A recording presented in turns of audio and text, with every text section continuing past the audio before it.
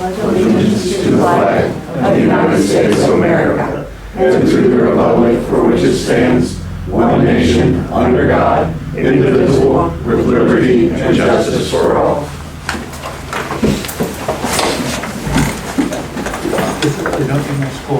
Roll call. Dan Pillow, Here. Lisa Stafford, Yeah, here. Dan Dalton, Here. Ann Pillow, Here. Steve Dalton, Here. Pam Jackson. Here.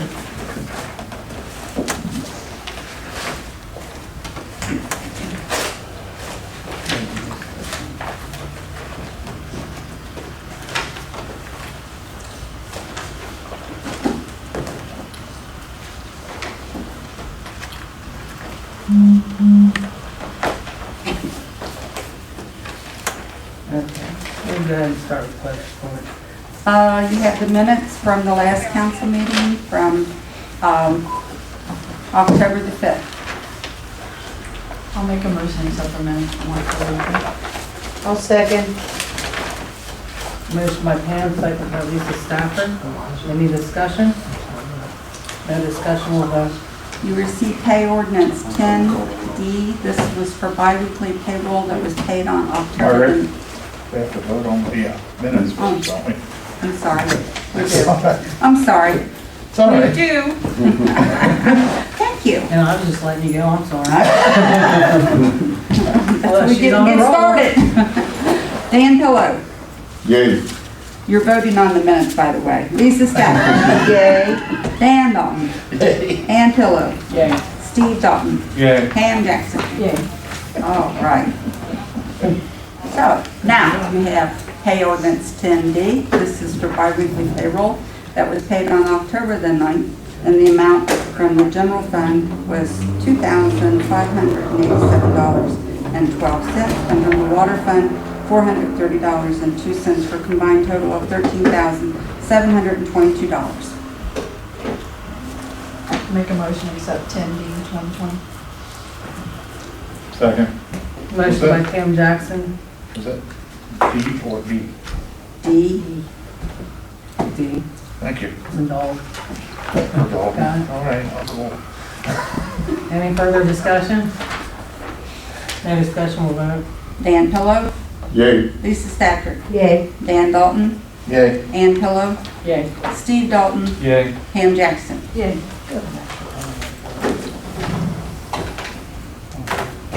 That don't work.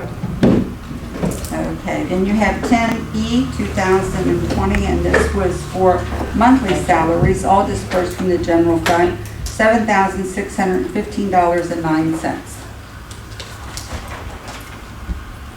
Make a motion to accept 10E 2020. Second.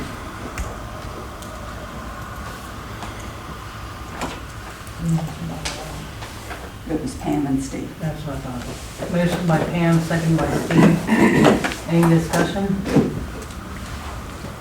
No discussion, we'll vote. Dan Pillow. Yay. Lisa Stafford. Yay. Dan Dalton. Yay. Ann Pillow. Yay. Steve Dalton. Yay. Pam Jackson. Yay. Then you have 10F, and this is for accounts payable. Total dispersed from the general fund, $6,487.29. From the water fund, $531.18 for a combined total of $7,018.47. Make a motion to accept 10F. I'll second. Motion by Dan Dalton, second by Pam Jackson. Is there any discussion? Yeah. I see, looking at 10F and comparing it with 10C, that the Rossi is on both ordinances for the 2400, and the 13 below brewery was on that one as well, as was the ComDoc lease for October lease payments too. Those are on both ordinances. The ComDoc would be for the next month coming up, because we're always a month like behind. So that's what that is. And then on the one for the Rossi, it's, did you say it was 24? 2,400 there and 2,400 on the other one. Okay, well, on the, it should only be 124, because that's all they got paid. It was, we started out with, we had to give them a deposit of 600, and then we had to bill to settle it up. Says one of them supposed to be Yeah. 600, says 24. Yeah, well, the last one should have been the 600. And then on the, was it 13 below? Yes. Just take that one completely off, because they had already been paid then. So I will make the adjustment for the next pay, or send it out to you this week, so you'll have the correct pay ordinance. Margaret, do we pay ComDoc twice a month or once a We month? pay them once a month. There are 2 bills. We pay them for a lease, and we also pay them for a maintenance agreement. Uh-huh. But like I said, there's, I usually put it on when I get it. So the one was for October, and then this one would have been for November.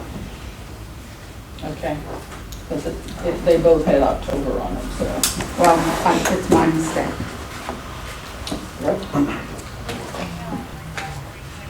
So if you wanna approve the ordinance, I'll make the adjustment and send it out to everybody. If you don't, I'll bring it back to the next council meeting.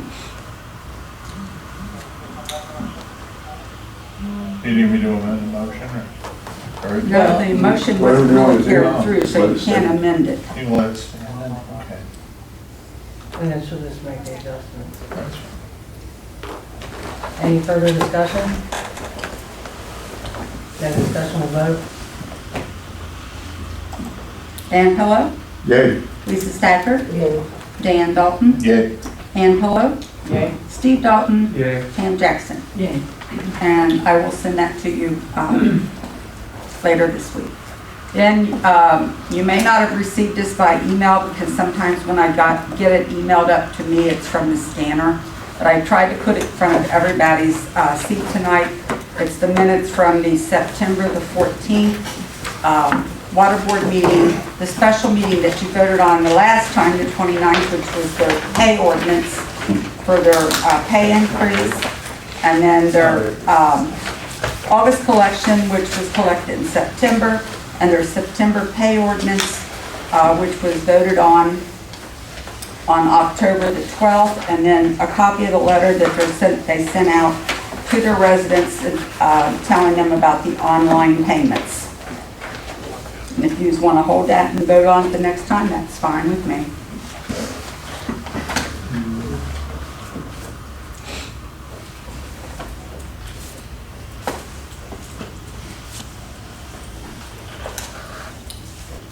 Did we not vote on it the last time? You voted on the single minutes, that was the 29th, because that was dealing with the ordinance that passed.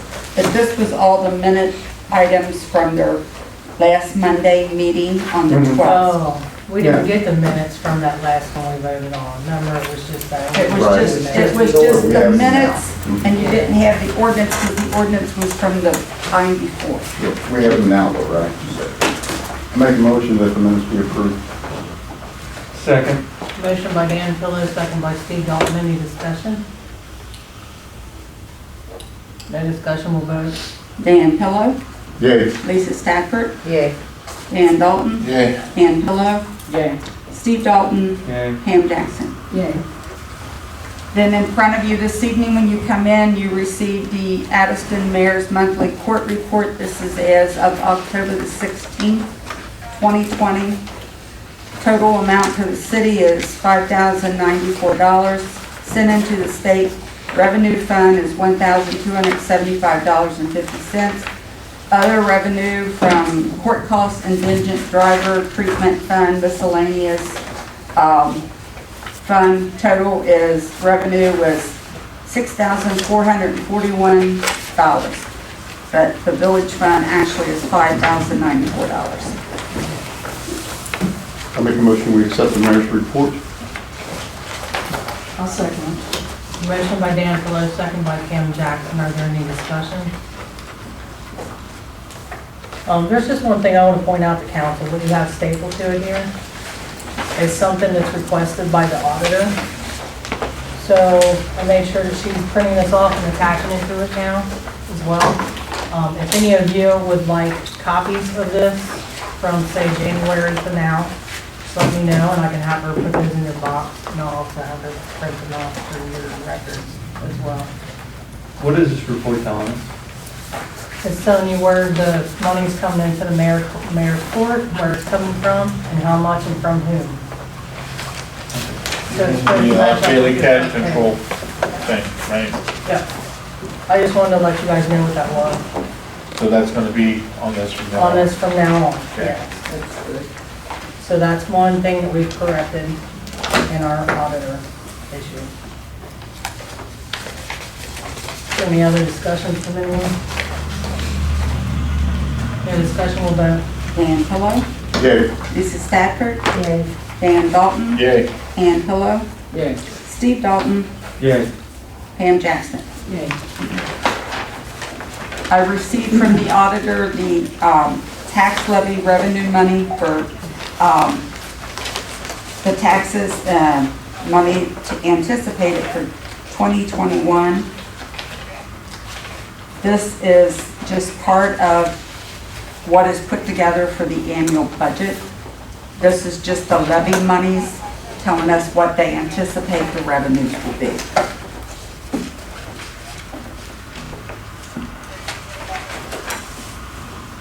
Margaret, They have this, yes. Margaret, when do we put the whole thing for the revenue together? Or Well, when do you put the This whole? has to be accepted first, so once this is like in between now and middle of November. And then the rest of it is added in the spreadsheet. And as I told you the other day, I have to amend my certificate to show the TOEFL and all that. And then, once this goes to them, they send back something that says yes, and then we add the rest of it in there. Okay.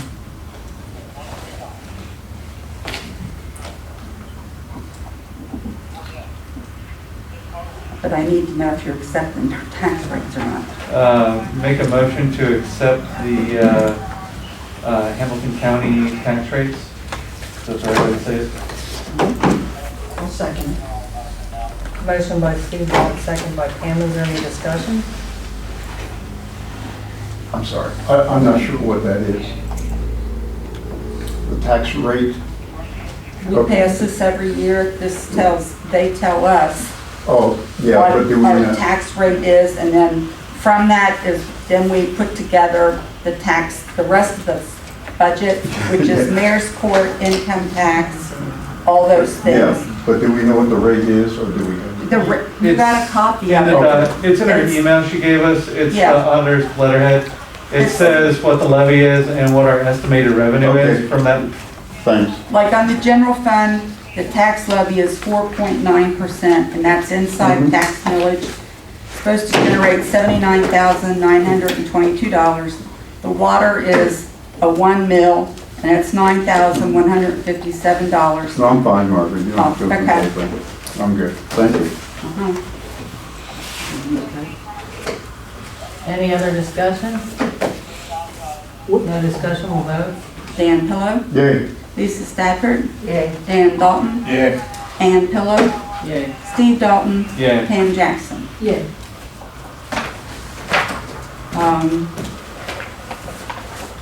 You should have received a copy of the revenue status and also the appropriation status. That should have been attached in your email.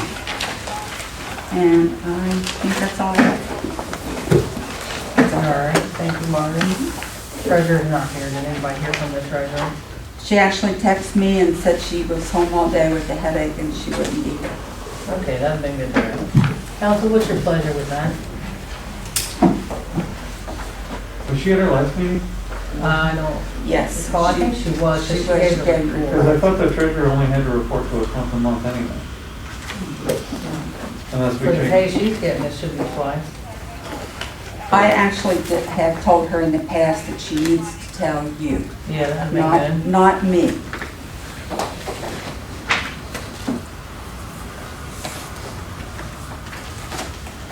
Just let that go in the air then. All I can tell you is I can go get my phone and you can see. No, what I that can leave is. it. But no, I have expressed. I didn't know if council wanted to excuse this absence, I just want to table this till later. I think we should table it and discuss it when she's here. Okay, fair enough. I don't know what the rest of you think. If there's some reason why she's not reporting to the mayor. Motion? No, I just said that I'd like to table it until she's here where we can make sure she knows what she's supposed to do. Reporting it to the mayor. Everybody else thinks. Nothing's there. I think we should table it too. Do we need to make a motion to table it? I think so. I think that's just, Was that a motion, Pam? I can make a motion, that's fine. And I'll second it. Motion by Pam Jackson, second by Lisa Stafford. Any discussion? No discussion, we'll vote. Dan Pillow, Yay. Lisa Stafford, Yay. Ann Dalton, Yay. Ann Pillow, Yay. Steve Dalton, Yay. Pam Jackson. Yay.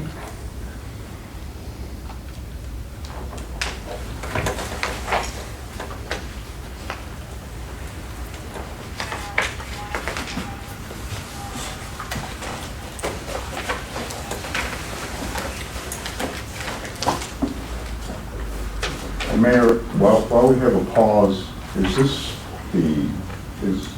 your report, Margaret, or is it?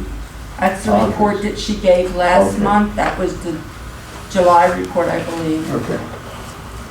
So I looked at it the last time, I'm looking at it again, it said that the playground, boat ramp, project is $320 in arrears. I don't remember us spending any money. Well, that report is of July. There may have been an August receipt that has been deposited and you don't have the August report yet. Where would we get a receipt from? I mean, Her receipts is what I'm saying, is that when she receives the money and the checks, she does receipts, which are put into her system, and then she gives me the receipts, which I enter into my system, where it shows the reports I give council, which are revenue and expenditures. yeah. I'm not trying to be difficult, but that fund goes down progressively with no action going on. It's over there. And I don't know how it could ever be in the hole regardless, because we started out with a sum that we don't draw against. And the last time I looked, it was $11,000, and I just need to figure out how we get money, how we know if we have money to spend for something over there, when it shows us that we're in the hole. Well, and that report's a little bit different. So the money's held down at Hamilton County, or they have the money. So basically, we spend it out of the general fund. They send a check to reimburse that. It's not Hamilton County Or money. not, ODNR, whoever holds it. Somebody else has the money. We spend it, they reimburse us. Okay, so the So last we- time we had $11,000 in the account, and now we have a minus in the account. We didn't spend any money, so that's my point. The 11,000 is what's left downtown, or ODNR. It's not physically here yet. So the report you get from the treasurer isn't going to reflect what's not physically here yet. Okay, I will not prolong that. I'll discuss that with you and Margaret at some other time, because that doesn't make any sense to me. But can I try to explain that the money that was, we did get a $100,000 grant from the Ohio Water. Margaret, let me just say this. This is going to be a long discussion. I Okay. appreciate it. I'd just as soon do it Okay. outside of here. We can sit down and talk about it. I appreciate it.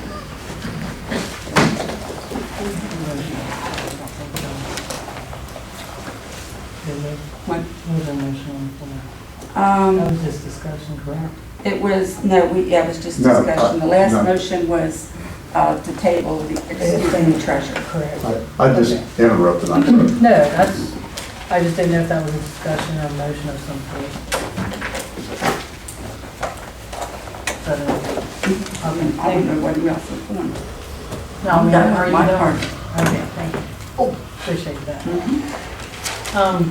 Council, before we move forward, we have a guest in the audience I'd like to get to first. Kevin Cook.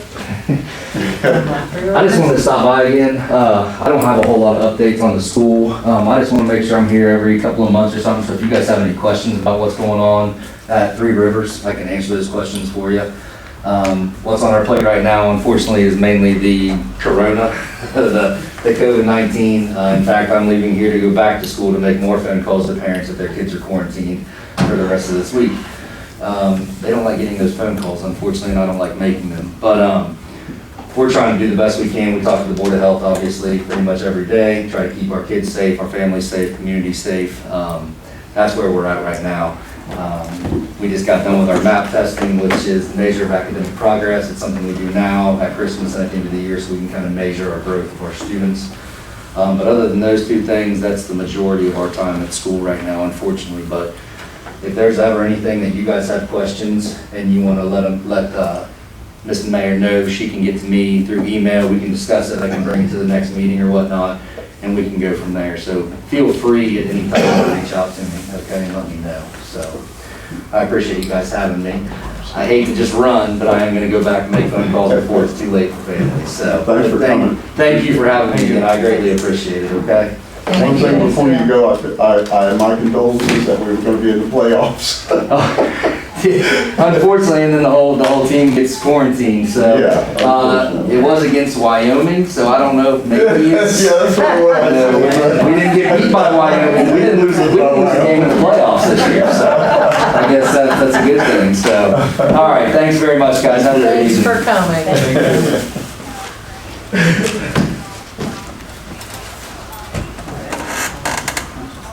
Yeah, I know. So I'm just gonna go on. That's all I have at the moment. I'm just gonna go ahead and move the bottom. The first document I have is an ordinance creating and establishing the COVID-19 fund. Council, what's your pleasure with that one? This was put in front of them this evening, Mayor. Yeah. Is that for the one previous or is this for the? No, this is establishing a fund because we didn't have a fund. We have to have a fund, not the general fund, the water fund, sewer. We have to have a special fund for any monies we receive for that. So that's Right. what this is. Okay. I'd like to declare an emergency, expend the rules, and read ordinance by title only 3 times. Sir. Motion by Steve, second by Dan Dalton.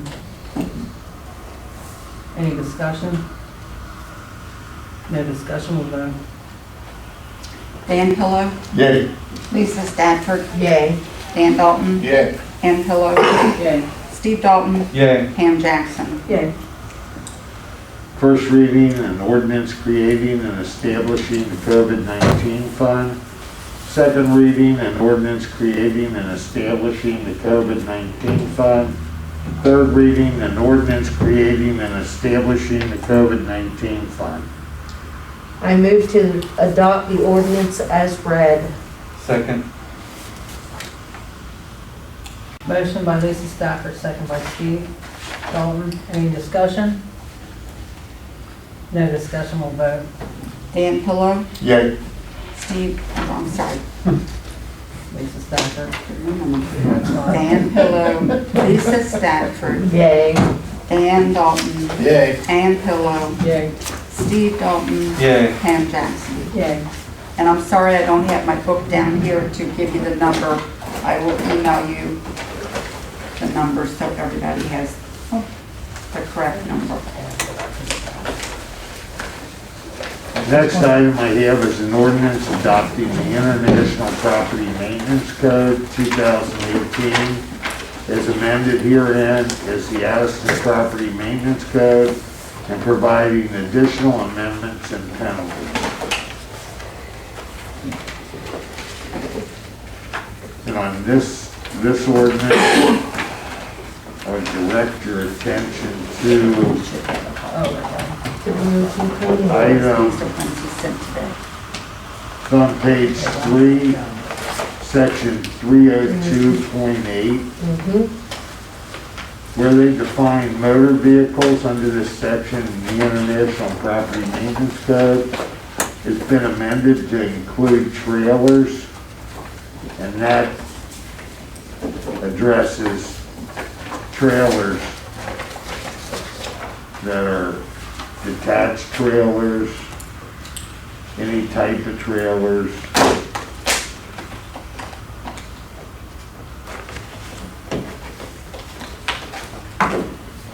Detached trailers, so if I have a trailer and I have it parked in my parking spot, off-street parking, is that a problem? Well, it says here, except as provided for another regulation, inoperative or unlicensed motor vehicles or detached trailers from any motor vehicle of every kind and description shall not be parked or stored on any premises, and vehicles, including trailers, shall not at any time be in a state of major disassembly, disrepair, or in the process of being stripped, dismantled, or stored in the open at any time. So, So I have to get rid of my trailers now? probably be recommended. Yeah, Put that's them not, in that's a not. shed. Yeah, if I have a trailer and I've parked it. That's what I mean, if it's driveway, neatly parked, we're gonna I mean, I do a can't- whole new thing I now. can't have a trailer. Or, So if somebody that has a travel trailer that. That's, And come on I know I'm now. not the only one in the village that has that. No, I fully get if we feel like that's an eyesore where I have it parked and But see, it's neatly parked, you know, it's not. it's in good repair, it's Thrown licensed. around, yeah. wow, If you designate it as an RV, which technically it is, I mean, you could amend the ordinance to. But I have two trailers. If I decide to park one in my driveway, my off-street parking in front of my house, Permanently? if I own it, so if I was. Don't yell at me, I didn't write the ordinance. Well, and currently, What I'm saying to you is that, the committee of council met, and we met with the building inspector last week, the property maintenance inspector. He drafted up a letter, I reviewed that letter, sent it back to him. And I think what you should do, the property maintenance code book is like 204 pages long, I believe. And it's pretty convoluted and complicated. And what I would do is I would take this ordinance plus that property maintenance code and read through it, just to make sure that trailer issues addressed the way you wanted to. Because the other thing I did, I ran the zoning code through the scanner to get it into a Word format. And I thought if you got it in a Word format and council laws and ordinance or whatever wants to go through it, that ordinance is an ordinance that's just crying out to be updated. And in a Word format, they did this with policy and procedure manual. They would go through and make the changes and then send it over to me and go over it. But then you really have something that you can kind of change as you're going along and make changes to it. So that's one thing that I would look at. But the other thing is this International Property Maintenance Code. I changed the ordinance regulating outdoor storage within the village of Addyston. And I think you need to look at the letter that Dick Weber's sending out and look at those three in tandem and probably come back first meeting in November and take some action on them. But I know Dick Weber's going to be sending his letter out for violations of the zoning code, and there are approximately, I can't remember if it's 7 or 8 items. Quite a bit of them, yeah. Let me just see here. There are,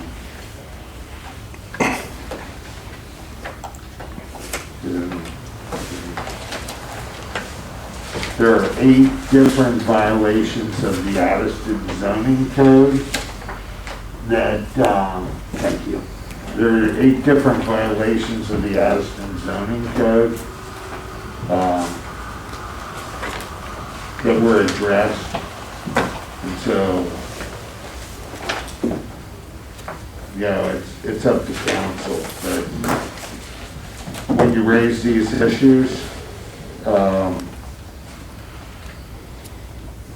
you're trying to prevent council from saying, well, if I had known this, I wouldn't have voted for it. That's kind of what my thoughts. Yeah. And so, you're trying to rectify a problem, and sometimes it may be a matter of, Making more problems. It's gonna sound weird, but like heat supply. Please. The section 602.3 on page 4, heat shall be supplied from October 1st through and including April 30th by owner and operator of any building rented, leased, or otherwise owned. Can we force somebody to pay for the heat? Like, I'm sorry, page 4 down at the bottom, section 602.3. So if you're if you've got a rental facility, we're telling them they have to pay for the heat now? Is that what that reads, or am I reading? heat supplied means you have to have a furnace in the building. So they just have to have a heat source, they're not providing the heat itself, they're not paying for the gas. They're not paying for the utilities Way to get it. themselves, but you have to have a furnace in there. And believe me, there are people that rent property out that don't have it, or are so defective that they want to get rid of their tenants. That's the way. Before we have to back up and redo this thing yet again, I just wanted to point out something in 302.8 motor vehicles and trailers, except as provided for in other regulations, inoperative or unlicensed motor vehicles or attached trailers of every kind of description shall not be parked, kept, etc., etc. Seeing how that trailer and probably yours are legally licensed, that's Yeah, they have. pretty much clears that one out. So there doesn't really need to be a change. Well, We can go ahead and take this the way it is in that regard. It says, except as provided for in other regulations, inoperative or unlicensed motor vehicles or detached trailers from any motor vehicle of every kind and description. So, you would have to have, But it's operative, it's capable of being operative, and it's licensed, so that should exempt it from this. it says, or detached Or trailers detached. from any motor vehicle. So any detachable trailer. Shall not be parked, kept, or stored on any premises. What if somebody owns a boat too? That's Keep another a way. boat there. Can't park a boat on your. No, Yeah, but everything coming at you. And believe me, it's not unusual for people to sit there and say, well, all I have to do is get a license for it. That's why the zoning regulations address the current issue, but it's just what you have to look at.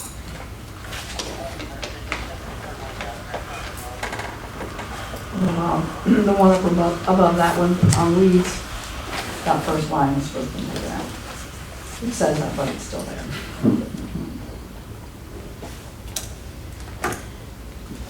What's that? We're on weeds, 302.4, page 3.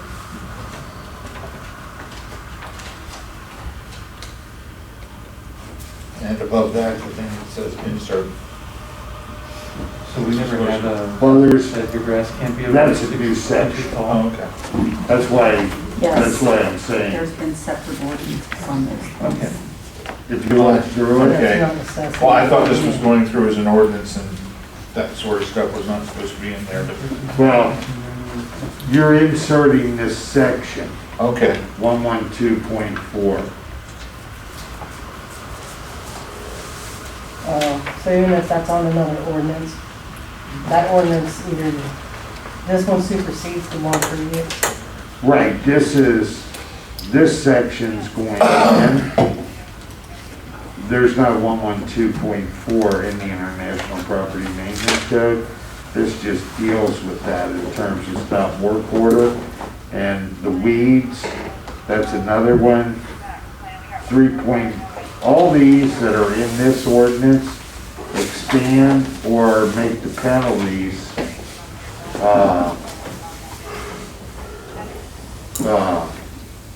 they vary for the classification of the violation. Some are minor misdemeanors, some are 4th degree misdemeanors, and some are 1st degree misdemeanors.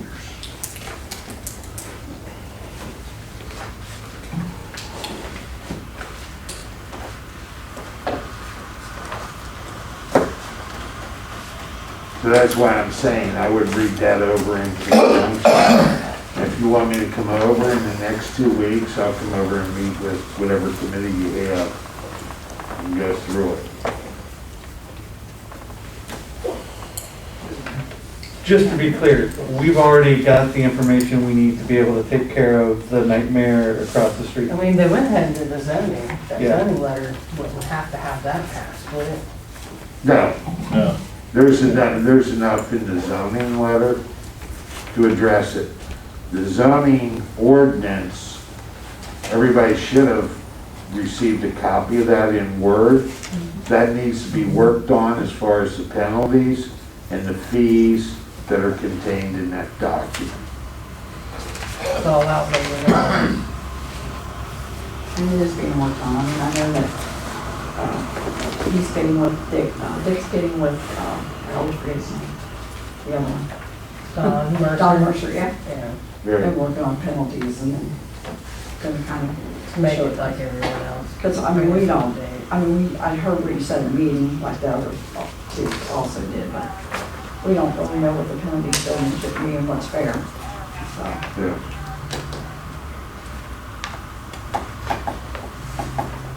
So that's what I would say with those other 2 ordinances. I would go over those and bring them back at the next council meeting. Just so you don't suffer unintended consequences.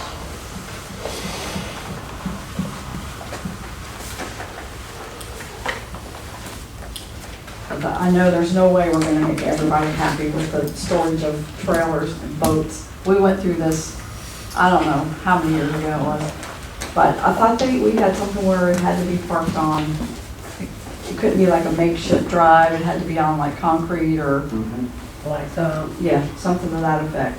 So I'm And sure- license okay. and, you better get that laptop. Working on it, working on concrete right now. front yards, things like that, I yeah. can't park in my front Yeah, all they yard. have is front yard parking, Yeah. so. 'Cause that's There what you we are, said. you're gonna have houses that have a driveway to go to the front of their house. Yeah. So, I mean, yeah, Well, I mean, you have Just to look putting it out around. there. Do you want to have, what, some of the issues that we have, it may not be what you're looking at, but you gotta look at all the rest of it. oh, I agree. So how to address it, nothing It's against tough. anybody that already has a boat, a trailer, a camper, Or like the ordinance we have, if it just said the trailers, so when we talk about the fact that the trailer's detached, but it's, still goes back to inoperable and unlicensed. So, but if you put that clarifier on the trailers, or the boat trailers, If it's it's, properly licensed, they should be left alone. if it's properly licensed and it's operable, And you're not, parked in a manner that it doesn't look like junk. the problem is how do you write it doesn't look like junk on an ordinance? And they should be on a piece of property where there's a home. Yeah, oh, yeah, Right. definitely. That's a big one. That's a big, Although- that's already. not just a lot. Although, Yeah, that's all right. so like, how would that work, for example, like, right now, my house is on a different lot than where the trailer's sitting. It's all part of one property. It's contiguous, that's all. Why it did is. I Okay. tell them? I'm- I wouldn't have said it. No, I'm just asking the question. It's just how they divided the lots. Well, if the lots aren't joined together, Oh, yeah, all the lots are joined together. well, joined together and consolidated are two different things. So you may have a deed with two descriptions of two lots on the deed.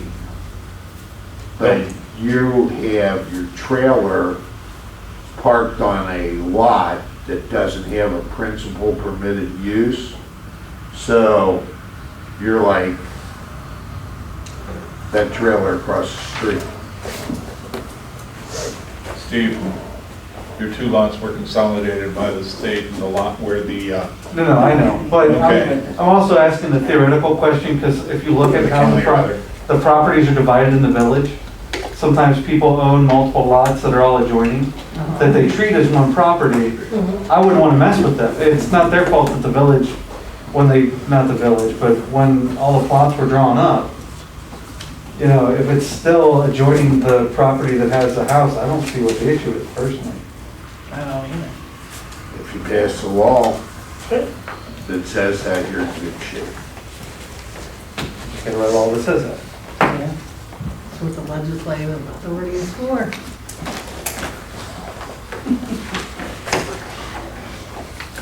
I know. we have another So meeting. then, our issue next door is not resolved again. Well, it kind of is through zoning. Oh, Yeah, it's a Somewhat. result for the zoning, right? Hopefully that But what's that takes care sent of out? Do you know, Bob? Dick sent it to me on Thursday, Yeah. and then I went over it and revised it and sent it back to him last night. Address is wrong. Yeah, the address, I noticed that right off when I first got it. it. I think he corrected that. And then I think Lisa commented and then Margret. The address commented. should be 140, the post office box should be 144. But he has it. So all he has to do is, you know, I didn't change the address, I just looked at the body of the document, and I got it back to him, because I know council wanted to get it going. Yeah. Probably didn't mean something. But there's 8 things in there that are good to go. Address Margret.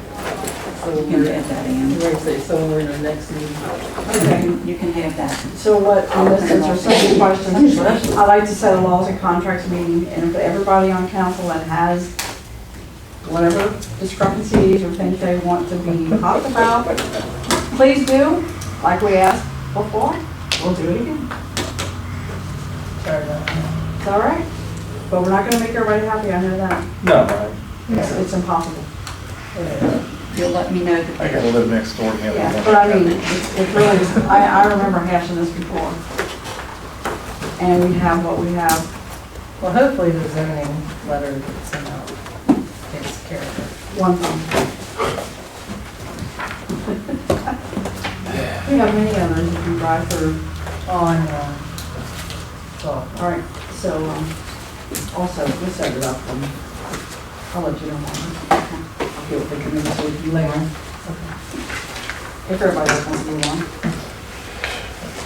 all right. That's all. All right, thank you, Bob. We'll go to committees. I'm gonna start on the other side this time with Pam. It's up, it's open. You threw me off Is here. that okay? You want me to- Oh, yeah, no, Go to the other it one. is rearranged. Okay, big one's the door, and that's for my office. And it's already open. I mean, I'll just do in the the order. computers that are we have. now. hey, Bob. Yeah. It looks like this. Do you want me to send you a little without that second table there? I just explained to council what each one was Yeah, doing. you can take that one out. Here, I'll take that out and then resend it to you real quick. Okay. Okay, we had a laws and contracts meeting on October the 8th. It was to discuss the trailer and other issues that we have in the village. So we're kind of working on that. Bob is just addressed that Dick Weber has it. I think we were all sent something stating that to take a look at it. And now all we need now is to really, that to be sent out to the proper address with the proper mailing too. So we get a signature knowing that someone received that letter, not just mailing it. Did he actually mail that out to that deal? I don't think it's mailed out yet. I just got it this morning. That's, yeah, Okay. in the middle of the night, unless Margaret knew something No. different. The only thing I can suggest is, for mailing, there are two different types of mailing. There is a certified mailing that a person has to sign for, but there's also a thing called proof of mailing, which he can pay for, and it just shows that he actually mailed something to that person on the date and time. And there's a cost involved, but it doesn't go certified. Do you know what I'm saying? It shows that the attempt was there to mail that person something separate. But as far as this letter, I did research and found that the proper Addyston, everybody in Addyston has a post office box. If they send something and it doesn't have the post office box or unit or something on it, it gets sent back. So I gave Ann a copy of what I had, and I did write that on there, and I did forward an email this morning or this afternoon to Mr. Weber and told him the address was wrong, and I gave him 2 post office boxes. One was for the resident and one for the business. So, as an attempt to help. All right, so hopefully this issue, part of our issue is going to be resolved. So the next meeting was a special, well, maybe I better skip over that. Let me do the other laws and contracts, as he's going to get involved. The laws and contract meeting on the 13th to discuss, Tram had approached the mayor, want to know if they're trying to find a place to move since the church is closing across the street to the pantry. It was quite an interesting meeting, but to say.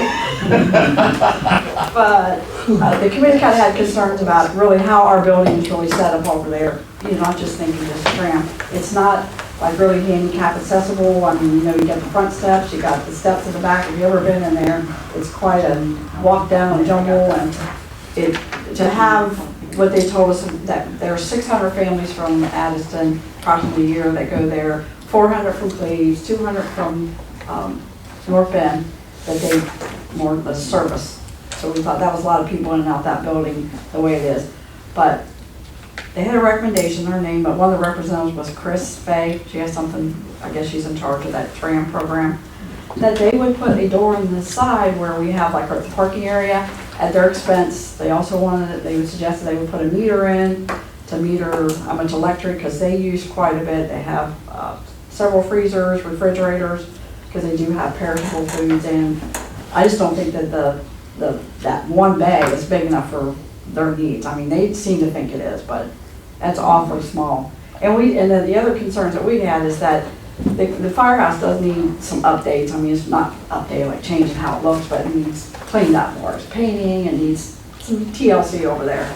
And we do use that for the village's needs. And right now we have storage. We've got the playground equipment in there, we have Christmas lights, we have, I know, maintenance. We got down the opposite end has the water board truck that we keep in there in the winter, and other sorts of things that we use that for. We have our events, or it's just that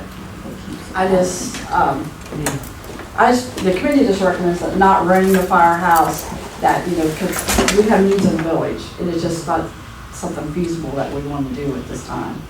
I mean, I don't know what the council thinks, or the other committee members, if they have any input, but that's what we're recommending, that, you know, we don't know what's going to turn into our development over there. Maybe that would be some use that we need.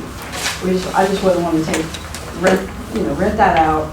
I know we could have a contract or things like that, but I just think, you know, we'd have to move all of our stuff, and we don't want people knocking doors out. And I just don't think it's, you know, the way it sits, it wouldn't be for me. They really say there's 600 families from Addyston? That's what they told us.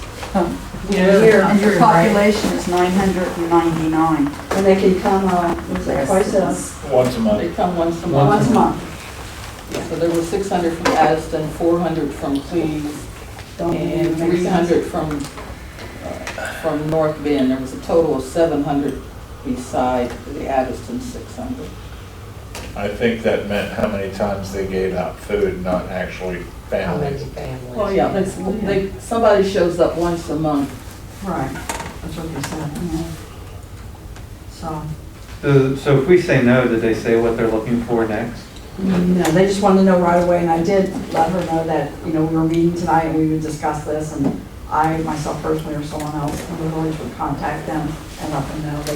We kind of asked them the option, because we did kind of refer them to another church that we know is not being used as a church, was very big, whether they want to do it or not, at the old, what do you call it, down the other? St. Andrews? Yeah, St. Andrews Church, and they acted like. They said they had been there, but that the gentleman there did not act like he wanted to be involved. I wonder about Three Rivers Middle School, that's a church now, that's Crossroads. Crossroads, yeah. It's not nice. Yeah, that's a huge school. I mean, I can't imagine that whole middle school being a church. They just kind of told us they wanted to stay in Addyston because they do service a lot of people in our community. Well, Nobody else wants it. I don't know, I'm still struggling with 600 families in the village of Addyston. That can't be correct. Like, our population isn't like, Right. At the last census, 10 years ago, 15 years ago, it was 900 and something. 37 or 38, Yeah, depends on which one. because Dan would know too, because when we fill out grant applications, that's Right. usually something that's asked. Yeah. At first they made it kind of sound like this month, we're like, what? Then they backed off and changed it, said yearly. Only question. Even that seemed a little bit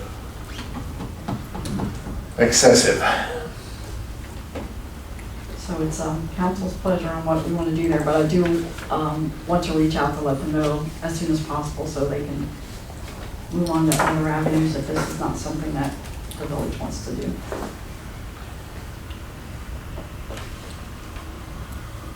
With that building being a historical building, they wouldn't be allowed to add any new doors to the side of the building or anything, would they? I'm not really sure if they can. Yeah, it's a process. Yeah, it You is. can do it, but it's a process.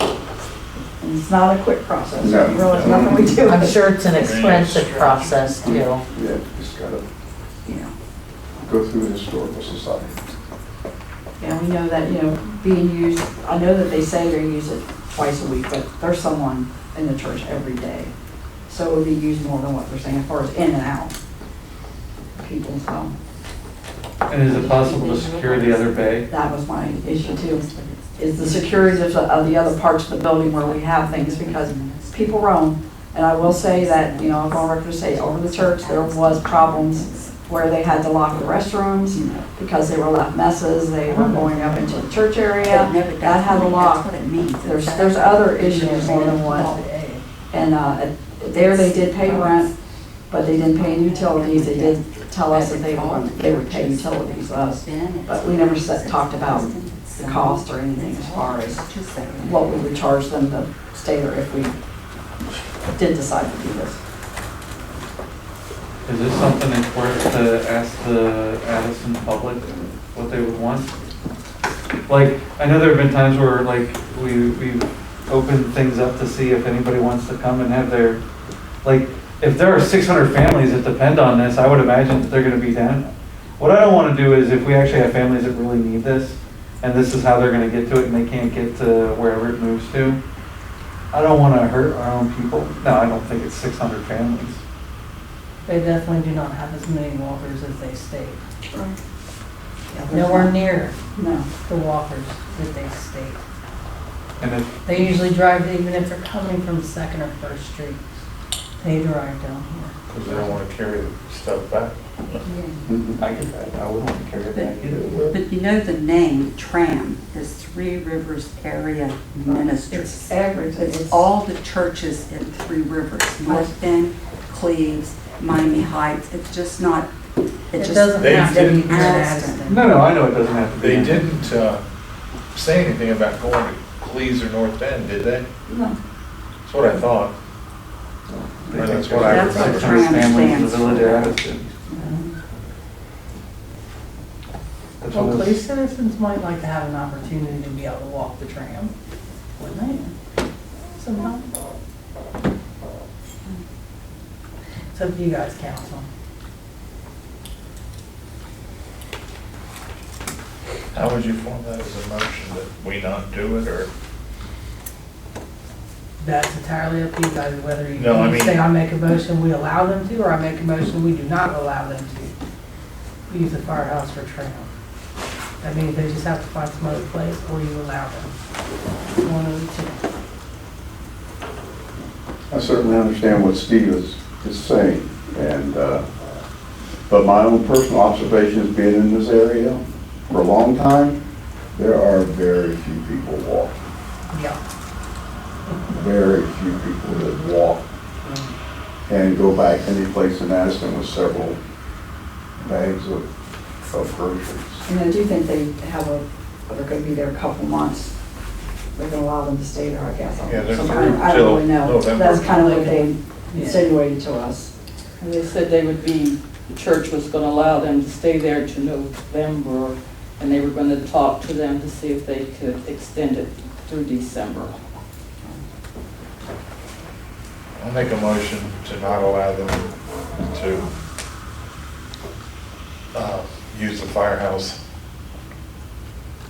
I'll second it. Motion by Dan Dalton, second by Lisa Stafford. Any further discussion? No discussion, we'll vote. Dan Pillow, Yay. Lisa Stafford, Yay. Dan Dalton, Yay. Ann Pillow, Yeah. Steve Dalton, Nay. Pam Jackson. Yay. 5 yeas, 1 nay, motion carried. Okay, so who's gonna notify them? And I can or you can, whichever, just let me know what you're gonna do. Okay. We just need to. Are you going to or you want me to? I don't really care. I can first thing tomorrow. Okay, I'll try. I think I have her number. Do you have it? Yeah, it's upstairs. Okay. You wanna do it? Or you want me to? You can go. Want me to do it? Better come from the mayor. That's fine. The other, we had a special events meeting on October the 14th to discuss the police initiatives. Officer Pate came, and there was the mayor and also acting chief McWhorter. What they're trying to do is try to start a K-9 unit for the community. And they're trying to raise all the money and everything, so I was going to kind of turn it over to Darnell here, so he can explain all the what ifs and what they're trying to do. And he did have to have a bunch of copies that he laid on here. He did present to the community also of how we're going to try to raise the money and everything that goes along with this. I know that it would have to be referred to like finance, because I made it loud and clear. I think the committee did that, you know, they're like, the council cannot afford to put this kind of program, so he's being creative to figure out all kinds of ways to raise the funds for this. But everything he does understand that it has to go through council, with council's approval. So, with that being said, I'll turn it over to Mr. Pate. Hello. Good, Darnell. So, at the end of September, I had the privilege of meeting a guy by the name of Andrew Bazemore. He owns one of the top 3 insurance companies in the state of Ohio. Every year they start a police department's K-9 unit by donating a big portion of the funds that they need to start it. So, after creating a budget for the next 6 months, I would start school if this was approved in March. I would have to raise around $60,000 for the first year's cost. If you... You said 60? 60. Okay.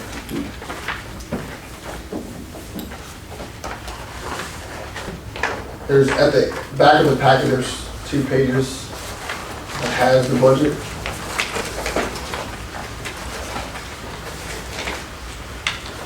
And this did change a little bit since Yeah. he met with the committee. So that number's different than what I sent out today is different than what he has now, just for your information. So what's highlighted in yellow is what the donor would pay for, which is the cruiser rack, the canine insert. The canine training cost would be the training aid that we need for training, and then the cool guard system is for just in case like the car overheats or something, and so the canine wouldn't die of heat. So the second page that says $56,335 is what I would have to raise for the initial startup costs, which includes my salary, overtime, in-car video system, and in-car radio. Also, I'm sure you want to know what the K9 will be stored in while I'm at work. We talked with Springboro Police Department, and we're pretty close to getting 3 cruisers donated from them. So one of those would be the cruiser that is used for the K9, which would be a take-home car, because the K9 would live with me. So you have a PowerPoint printout that's in front of you.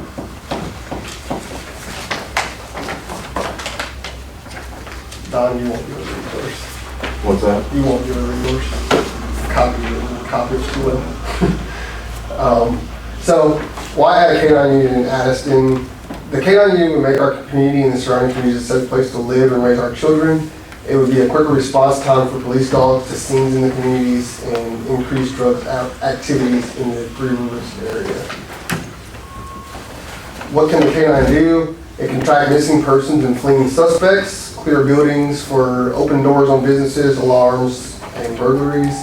We could contract with the plant across the street and do locker searches for them, locker sweeps. We could do vehicle searches and officer protection if I get into a pinch. What are the benefits of having a K9 unit?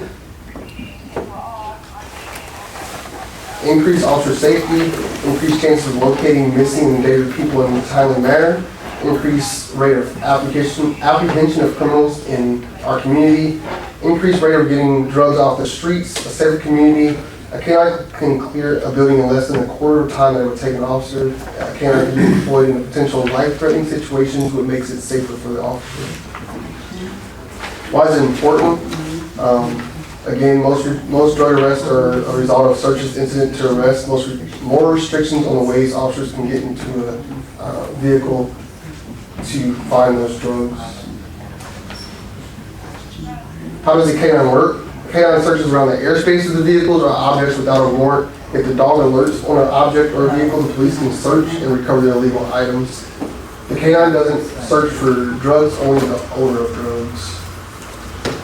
The K9 knows they have what are called olfactory sensory cells that register the smells.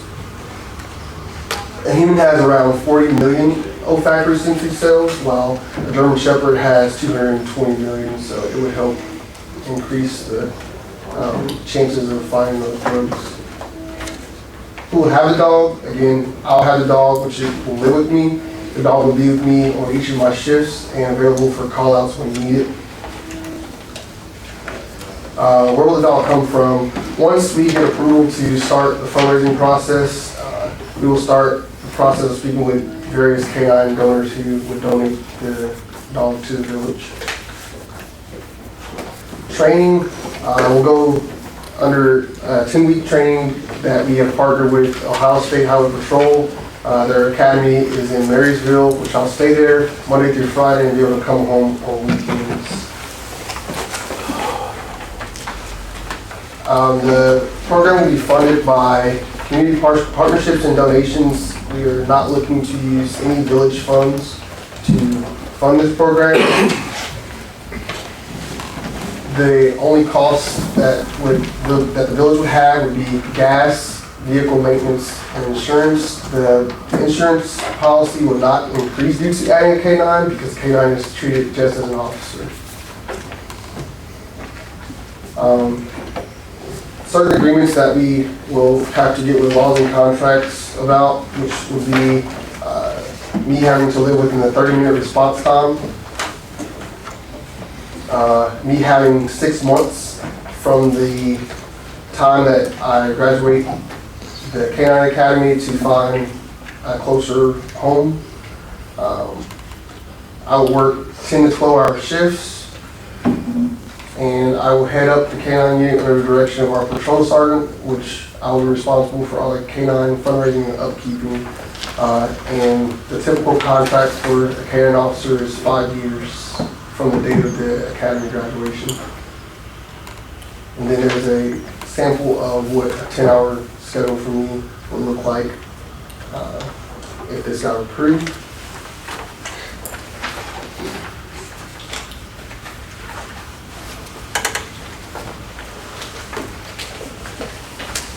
In your packet, there is a list of fundraising ideas that we've come up with.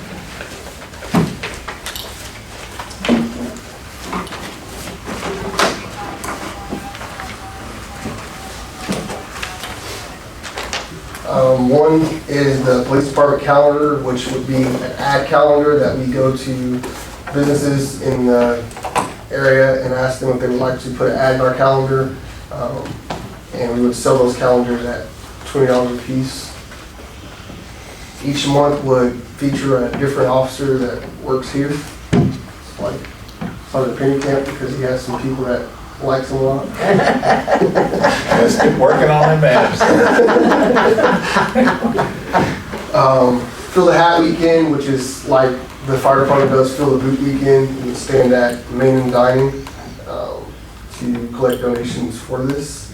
The raffle tickets, which I included a copy of what the raffle ticket would look like, and a list of each month, which will show the date of the drawing and the prize that they would get on that date. We have talked with Jim and Jax about possibly holding a benefit concert there in December, which would include us raffling off different baskets donated from different businesses.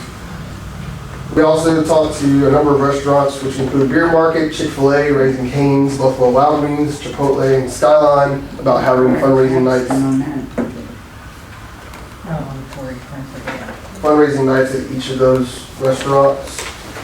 We talked about a spring charity football game, a golf outing, and Don's bright idea of a ride-along auction, which would be to the highest bidder. Are you up on that too, Pennycamp? Yeah, he's up on that one. Apparently so. And then the last but not least is the donation request letter that we will send out to different businesses asking them for their assistance in starting our program. Again, I have until March to raise the money, so I'm asking the council to allow me to attempt to raise the money to start the program, and if in fact I do raise the money, allow us to move forward with starting the program. So what's your target fundraising goal for the first year? Is that the 55,000? 60 grand. 60 grand. And that'll cover the operation for the first year? Yes. That would cover my salary and the stuff that we need for the job. And the reason we're doing so is because we want to have 2 officers on at a time if there's a canine on, just in case I get called to Anderson or Blue Ash or somewhere like that. That way the village is not left uncovered. In the event that the following years we don't raise the money, after talking with Don, I would just go back to a regular patrol officer, and I would still have my dog. I would not be able to respond out to other agencies. So it just would be when you're on village call, you're on village call? Yep. Are the hours if, say, somebody in Delhi or further out needs a canine assistance, is that time billable? No. No. Because we are under It's a mutual mutual aid agreement. Now, if I am called out from home, that's billable. Like if he wasn't scheduled for. So like if I'm off work right now and I'm called out to assist with a missing person in Delhi, because their K-9's not on or Cleves, then that would be billable. To them? Right. How many dogs are there in Hamilton County? How many Hamilton County, I'm departments not, have dogs? sorry. How many departments have dogs? I'm not sure, but I can get back with you on that answer. County has a department. I know that when I'm on duty, I've called for a canine several times, and other departments haven't been available. So this would help us, not only us, but more of the departments in the Three Rivers area out. One of the problems you run into when you call for the dog is, especially if you think, because we've got 30 to 50,000 cars that go through this highway a day. And if we get one that we think has a secret compartment, or we think has drugs inside of it, we call for a dog. If the only dog available is in Anderson, we're looking, we cannot delay that stop any longer to wait for that dog. If we have that dog here, that dog's there. Some of you were on council back when Cleves had their dog. Their dog was a drug-only dog. Within 6 months of Cleves having that dog, him coming here on a mutual aid for us got us a Cadillac Escalade that we seized and we forfeited. We also got, I think, $6,000 cash out of that we seized and forfeited. We had a lot of other small seizures of money as well. This is going back when Cleves first started with their dog. Their dog's long been retired now. Delhi has a dog, Green Township has a dog, but they're not always available or they're not always on that shift. And depending on what the stop is, will depend on if they go. Sergeant Pennicamp has experience with running a canine. When he was in Pierce Township, he was a sergeant with a canine unit and ran a shift with him, so he's got a lot more information he can give than I can. Yeah, I just kind of came tonight to touch base on my experiences with canine programs. This is the 4th police department I've worked for. The 3 prior have all had canine programs. 2 of those departments were suburban, smaller agencies, and then one was obviously the city of Cincinnati, which really doesn't compare to this type of an agency. But I just wanted to touch a little bit about what I have seen in my career as not only an officer and having the benefits of the canine on the department, but as a supervisor that was the direct supervisor of the program. So for me, in those suburban departments, I saw probably a 3-pronged benefit to having a canine program in our agency. First and foremost is the community and police relations that stems and grows from a program such as a canine. Of all the programs that I've seen in my career that were geared towards police community relations, I think by far the canine program was the biggest benefit to that of anything that I've seen, and that's including DARE, SWAT, shop with a cop, all those things. Nothing, in my experience, compared to the interest and the support and just that building of relationships between the police and the community that a dog brings. You bring a dog to a festival or a school event, people are just amazed by it. So for me, for a department like this, that to me is the biggest benefit that it can bring to a department like Addyston. Of course, there's going to be tangible benefits to your patrol operations, such as we've talked about, tracking suspects, drugs, missing persons, stuff like that. So for me, it's the benefit that we get as an agency that is trying to build and improve police community relations. The tangible benefits to your patrol operations, like we talked about. And third, Darnell talked about it a little bit, is the relationship that you build with other agencies. I know we're in the process of doing that now, trying to improve those relationships that we have with other departments here in our proximity and throughout the county. I can think of numerous instances where allowing a department to use your canine or sending them to assist on something has maybe started the mending of a relationship with another agency or continuing to build a relationship that you've had with the community. When these officers go to training for these programs, they're training with officers throughout the county. Once he's certified and brings that dog home, it's not going to just be Darnell in a dog trainer every other week training. No, he's with, whether he trains with the city of Cincinnati, the sheriff's office, or the rest of the suburban departments in our county, he's training with those guys every week and developing those relationships.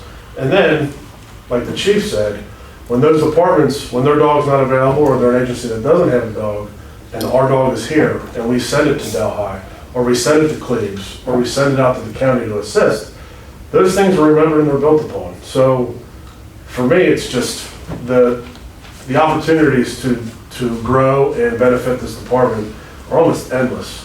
Yeah, there's costs involved. I honestly didn't even know I was gonna come up here and talk about this tonight. I heard him talking about it today, and I said, you know what, I have some experience with K-9 programs, and I supervised one, so I thought, why not come up and say something? So if anybody has any questions from my experiences or what it goes into from a supervisory standpoint, I'd be more than happy to answer, talk about it. So. Have you researched grants at all, or anything like that? Yes. So this year it's too late for the grants, but as far as like in the coming years, we can look at grants. The other question I had that popped into my head, with Cleves no longer having an department and Hamilton County servicing Cleves and North Bend, if the school were to have an active shooter scenario, Village of Addyston would be the first responder, wouldn't it? If the Cleves car is actually the Cleves contract car is actually in Cleves like it's supposed to be, that car will probably be the second, but we will be the second car on scene. But as you just said, a whole lot of conditional statements around that. About a 90% chance we're gonna be the first one there, the first one in the door. Right. So if I was there as the first person, instead of me going in first, I could send my dog in first. As far as the 5-year contract, it doesn't have to stop at 5 years. That's just a typical contract. At the end of the contract, I did steal someone else's. If you look,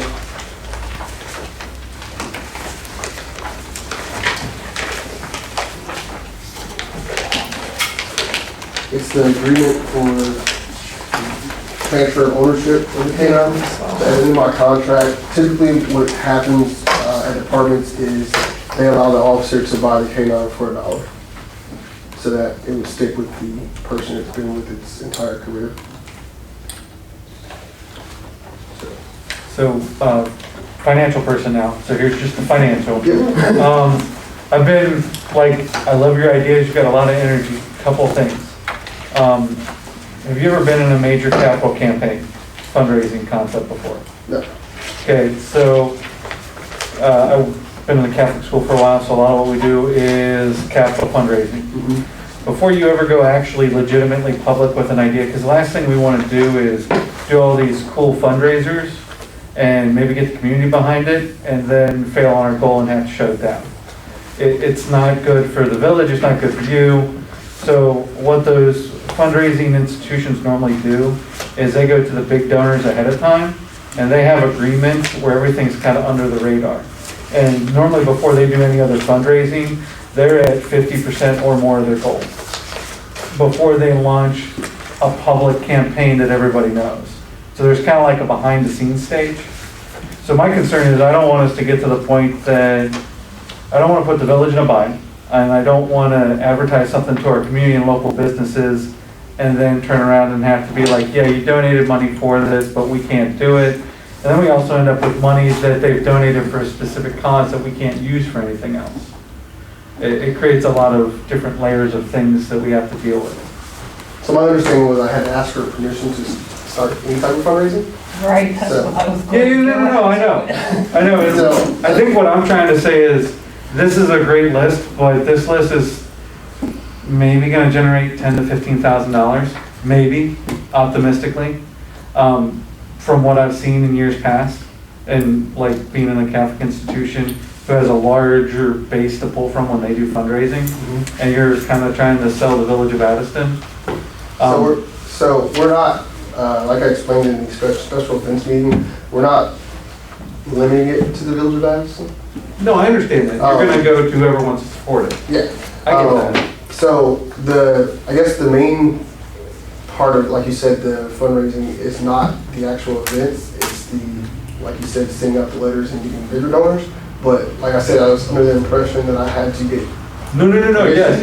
To do that. This is just a conversation. Okay. You are doing exactly what you're supposed to do.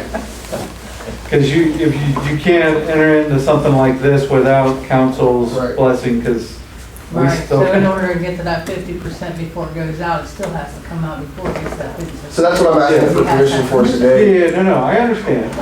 I think what I was trying to do is a lot of the fundraisers you have, like even the letter campaign, or at least my experience, those are not gonna generate 60 grand. And what they do is there are some big donors, some key big people that are willing to write a big check. Right. They talk to them in person, like you're shaking their hands, like maybe Fifth Third Bank is willing to help out, like you're going to somebody big and you're shaking their hand before you do the letter campaign and all the other things. Does that make sense? It does. So, now, and I don't know who those are for the village, and I think the bigger question for the village is, if we do this fundraising, this is our fundraising for the village, if that makes sense. So like, we've been trying to fundraise for our parks and playgrounds, and we've had other things going on.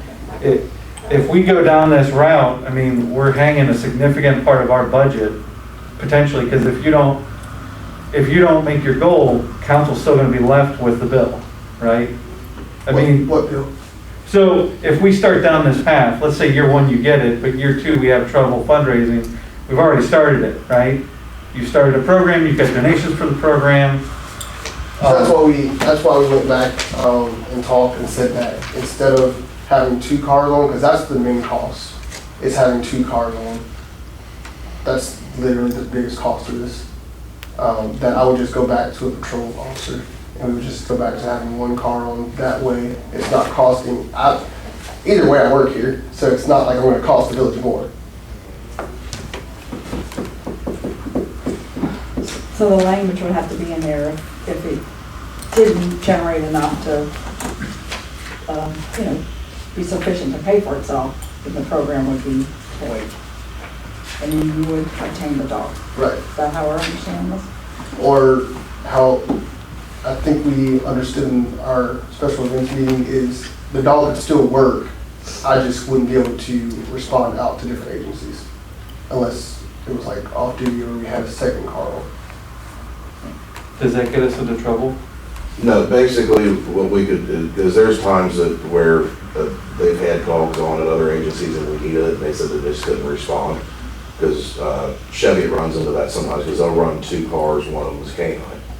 And if the other car's at the jail or, doing something else and tied up, he just can't respond. About the only way that I would allow it if he was running by himself would be if it's a life or death situation, a murder suspect or a lost child, or, a lost person with dementia or something like that, then I'd allow it, because I live close enough that I can come in and just clock in and just take another day off through that week to avoid overtime. But with the canine setup, with the cage setup that they're looking at, he could still have the dog and arrest a prisoner and take him down. The prisoner's not gonna like it because he's have a shepherd barking in his ear all the way to the jail. Will we need a second setup so like the canine setup, like we've had a cruiser go down before. Mm-hmm. Will we need a second setup for another cruiser? So we will not. What would happen on those days, if we had if our cruiser go down per se, I would leave my dog at home that day and just come work. You would just drive one of the cars. And that's fairly common for other agencies when they don't have extra canine cars, so if a canine car goes down, that officer just works as a regular officer until it's problem's fixed. So, can I ask a question as clerk? I always get written up for how I pay because it's on the pay ordinance. We have him referring to himself as the community policing officer. I want something in writing that that's what the title is, so that the next time the auditors come in, there's proof of the title that he's carrying. He might be a regular police officer, but everything's going out of here, there's a reference to it, and to protect the village and the clerk's position, I think it's only fair that there be some type of ordinance. You amended one to have your sergeant. I mean, we went through all of it with all of them. You'd have to create a whole new position and everything would be ordinance. I'm just saying that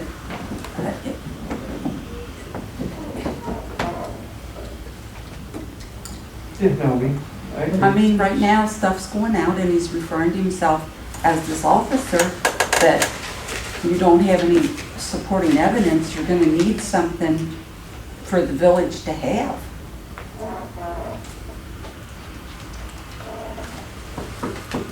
mean, I don't have a problem with you being the officer, I just want something that we can show that, yes, Bob, it is. would you mind drawing me up an ordinance referring to him as our community relations officer and then bring it back to council for review? I can do that. I think the issue is when you're out fundraising on behalf of the village, it's like all the money has to come into the village, and you should have a designated fund for all the money that's raised, and there has to be some oversight concerning that issue, because we've already been down the path where we found somebody collecting money that nobody was aware of. That was in a desk drawer, and that's problematic, to be kind. So- Not only for the village, but also for you, in terms of collecting money on behalf of the village and just tracking it. So, like I did before for the festival, even with checks or cash, I had a log of myself, what it was I collected, when it was collected, how much it was that was collected, and I also gave it to Margret, so that we both knew exactly what was going on. I'm not, believe me, I'm not saying you're not turning the money in. What I'm saying is that's the most important thing from your standpoint and also from the village standpoint, is that they can track it, because it benefits you, it benefits the administration. It's all good. Okay. So what I'm asking for today is permission to attempt to raise the funds, whether it's through talking to big donors or through our fundraising events. I know how hard Darnell works. I've watched him work. He works very hard. This is huge. This is not a one night, let's make a decision type thing. There's several committees that need to look at this and kick this thing around, turn it upside down. However that happens, it should happen. I mean, this is just the first night of hearing about it, and we're talking about a significant amount of money, and we have areas that we're hurting in. I'm not saying that I'm against it at all, but I just think we need to walk through this thing and turn it over and think about it, get more information from Darnell and everybody that's involved as we have questions. There may be questions that I don't have tonight that'll pop up to me tomorrow and say, oh, you know, or the next day. I just think we should go through it. That's just my opinion. So I'm not asking for permission to start the K-9 unit tonight. No, I'm you're asking. just asking permission to start raising money. Right. And I think we should not just start raising money. We should have the full program in perspective from this group and come back to you and say, Darnell, we like what you're doing, but let's do this, that, and the other. I'm just talking about a timing thing. We sat around this table long enough to know that we haven't covered the issues that we should have in areas because we acted a little too quickly. All we need to do is just slow down. It's the first time I've heard anything about it. And I appreciate the work. It's the first time that everybody except the committee wants to first. That's great. So Has to that's come good. somehow, and it's going to be a first time when it comes the first time. Mayor, I'm only saying we just need to go through some steps. I mean, I don't know if anybody, oh, let me back up. I'm sorry, that's my opinion. We just need to go through some steps. What I agree, we do need to, the committees do need to get together on this and have an idea of where we're going and make sure everybody's on board and we don't do something goofy. But I also get the need to get an idea. I would be okay if you want to start, and again, this is just me personally, this is not the council's decision, but I would be okay if you wanted to generate a list of the donors you would really want to go after to ask for funds. And come back with a list and say, hey, first step, I'd like to quietly talk to these people and see what I can do. I would be okay if you came back with a list that we could look over and go, okay, yeah, go for it. That would be me personally. I'm really against advertising something that we can't pull off. It's bad PR for the village. So being able to get knowing who those silent asks are and getting an idea to start with. The other question I had is, we've generated funds already for the police department for the community policing initiative, which again, I think we need an ordinance that clarifies that that's an entity. But have we earmarked if there is extra funds, where that's going? First of all, I don't have all the bills in from the fundraiser. The money has been deposited and we have the receipts or the thing. I'm just waiting on 1 or 2 bills to try to finalize that. And then I'll be able to give a full report. I was more asking, like, are they planning on putting, if there's any extra money, is that going to starting this fundraising initiative? Or did that have other plans? So, if you read the letter, the earmark is not stating for the K-9 unit, it's stating for the community policing initiative. So, like I explained in the special events meeting, if in fact this doesn't, we're advertising for the community policing initiative. If it doesn't raise the revenue for the K-9 unit, then we would just put the funds towards the community policing initiative and stuff that we need from that. But like, for example, something like this that clearly states K-9 raffle prize dates. If it says clearly K-9 raffle, those funds have to go towards that. Does that make sense? So if you at any point say that we're raising these funds for a K-9, those monies have to go to that concept. Does that make sense? Okay. And if it's not used, they have to be obviously returned. Or we get to hold on to them until someday we get to the dock. Yeah. But if it's more open, like what you've done with the festival, there's more latitude as to what it can be used for.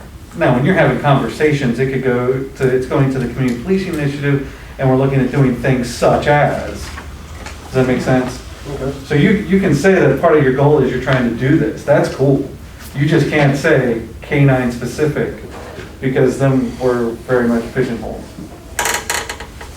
So, I get what you're asking me to do, but they're gonna want, like I've talked to certain people that want to give, but they want something stating what it's for. So that's what I was asking for today, as far as to begin the fundraising. I mean, 6 months sounds like a long time, it's not. So. No, it's not. Darnell, quick question. When do classes start? March. There's not a huge rush for us, right? I mean, there's a rush. You've got to raise the money between now and March? Right. Is that what you're saying? Yeah. I think that's where I'm okay. If you want to get a list of names of large donors and bring that back to council, and council says, hey, What about our small donors? What about the smaller fundraisers that actually like involve the community? see, I would want to wait on that because I don't want to launch something with the community unless it doesn't say K-9. As long as you tell me it doesn't say the word K-9. So if we change it and just put community policing initiative, you're okay with that? I don't want to speak that broadly, but I wouldn't have as objections as I do right now. Because the issue is you can't launch something that we're not sure we can do yet. Does that make sense? Sure. I mean, I would still want to look at the individual, like, fundraisers, how does that coordinate with other fundraisers that people are trying to do? Like, that's a bigger ball of wax, and that's not even really finance, that's more special events and our other entities that we have. And I think that's where the committees would be nice to kind of look at it and coordinate.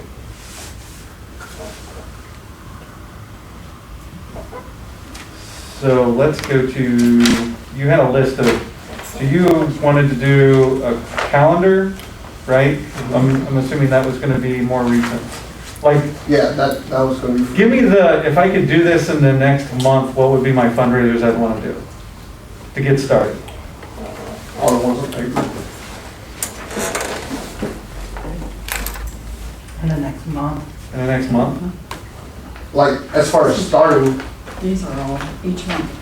Oh, okay, I'm sorry, I didn't, so like the first, like if we started the raffle sales next week, or the beginning of November, the first drawing wouldn't be until we say had the concert in December. It's just this page. And this is something you did on the computer, it's not Right, etched in stone yet, Right. right? That's why, I figured that, I wouldn't say it wrong. Here's my question. It's kind of for everybody, you know, you said with these smaller fundraisers and stuff, it would be better if they just said the police initiative on them. But then are we going to have a problem with transferring from that police initiative line to the K-9 line if it all goes, actually, Like we just we come out of want. the police initiative line. okay? So we won't have to have a specific line in there for that K-9, it'll be considered part of the police initiative. Okay, And that's, the only thing on that, Lisa, is, I'm sorry, we may need to check and make sure that since we're getting that in depth, that we don't have to have another fund created. that's what I was worried about. I mean, If he right goes ahead and now, does all this small under stuff, the- that kind of money. may Under be the umbrella of considered. police initiative, and then there is a K-9, then is that gonna be a problem for it to come from that umbrella into that one little spoke off the umbrella, so to speak? I don't want there to be a problem for him in that. Well, I I was thinking, once the bills are in from the other function you guys have, right? mm-hmm, You're not doing anything other than for this initiative. right, Because the popcorn and whatever, the movie thing, that's free. that's free. Did you have any other things going on? So That theoretically, would, yeah. well, theoretically, you've already technically started fundraising then. Based on, not saying K-9, but you could use if there are any proceeds left, however, whatever that number is, to start against that 60. So, Are we thinking right? yeah. Okay. Okay, just making sure we're getting this right. So, like I said, Steve, I get what you're saying as far as big donors. I mean, I've done the math on some of the fundraisers, and it may seem like a big number, but with people I've talked to already that want to donate, I don't think we'll have a problem in 6 months raising $60,000.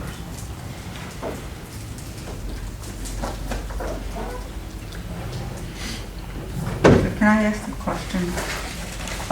On the raffles Mhm. stuff, who sells this? The officers. The officers are gonna be responsible for selling them? Mm-hmm. And like I did before, I assigned them certain ticket numbers, and they brought them back. And Well, the only reason I'm asking is because of the fact that you're using the village, we're using the village name and that, and the officers for the village are employees, so that would be covered in our insurance policy. But when you go out into the public, I'm not sure about that. okay. Kind of like we did for the fundraiser for the park at the Meadows, when we sold raffle tickets. Bob, do you have any insight on that? I mean, I know we've done it in the past. What's that? We sold raffle tickets for bass. To people that aren't, And other people besides the village Aren't employees were employees, selling yeah. those tickets. for council members or whatever, they were just committee members or outside of the. We sold raffle Steve, I tickets just- for the baskets, right? Yep. No. What else did And, we sell raffle tickets? TV? In other words, if you have, this is, the raffle tickets are like a ticket book. Mm-hmm. So that if you've got 10,000 raffle tickets and you only sell 5, The 5 have to be accounted for. you have to bring in the money for the 5,000 that were sold, Right. and you have to bring in the 5,000 tickets that weren't sold. Right.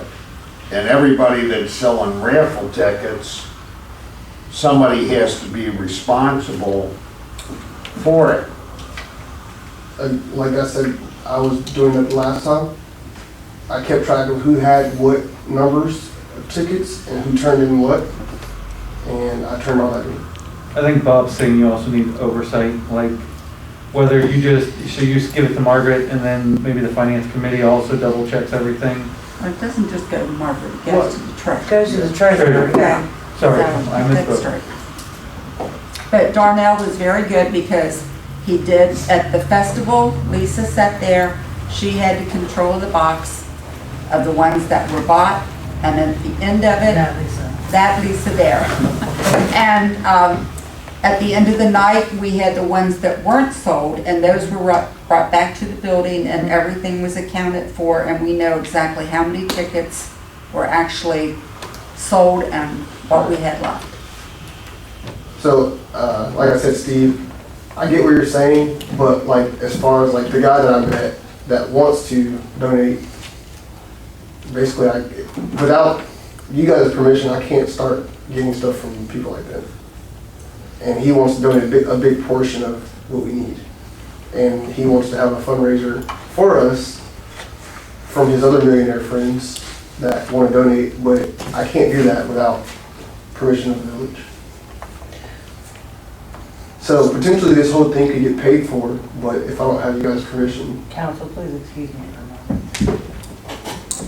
then it's not gonna work.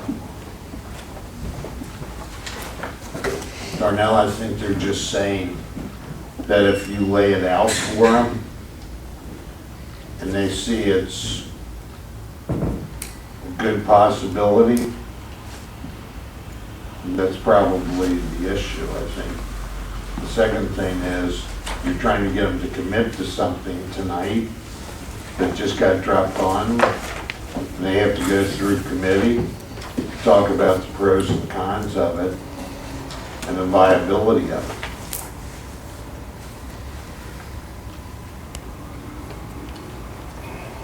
That's why I was struggling to I want to be able to give you a good takeaway to get started. That's why I keep kind of asking, like, I think council tonight, if you said you want to do a couple of small things for like the next month window, and it's not directly tied to a K-9 and it's the police community initiative, we might be willing to do that tonight. But as soon as you slap the K-9 thing to it, you're kind of, once we start doing that, you're kind of tying our hands so we have to do it. Or we're going to be telling a lot of people thanks, but we can't make it happen. Or I don't think we're ready, and council, please correct me, this is my personal opinion. I don't mind a couple small fundraisers to get started, as long as it doesn't say K-9 unit. I don't want the K-9 unit out there so council's had a chance to really wrap their head around it. And we've already been doing a police community initiative, and you've already been doing fundraising for that, so that doesn't seem anything other than what we've been doing. So that's why I asked you if I put it out there as the community policing initiative, if we could do it that way.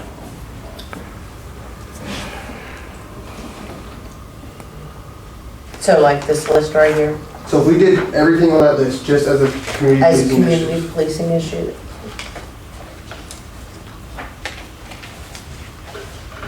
How much of the details did you go into all this with the special events committee? So like, do they understand, do they know everything involved with like your police, the department calendar and yes. what's that Yes. going? Did you go through the details of all these events? Yes. That's where we got this package, yeah. because we had this. So, since the committee heard all I defer to, do you feel comfortable greenlighting some of these events that won't overlap with other things the village is trying to do?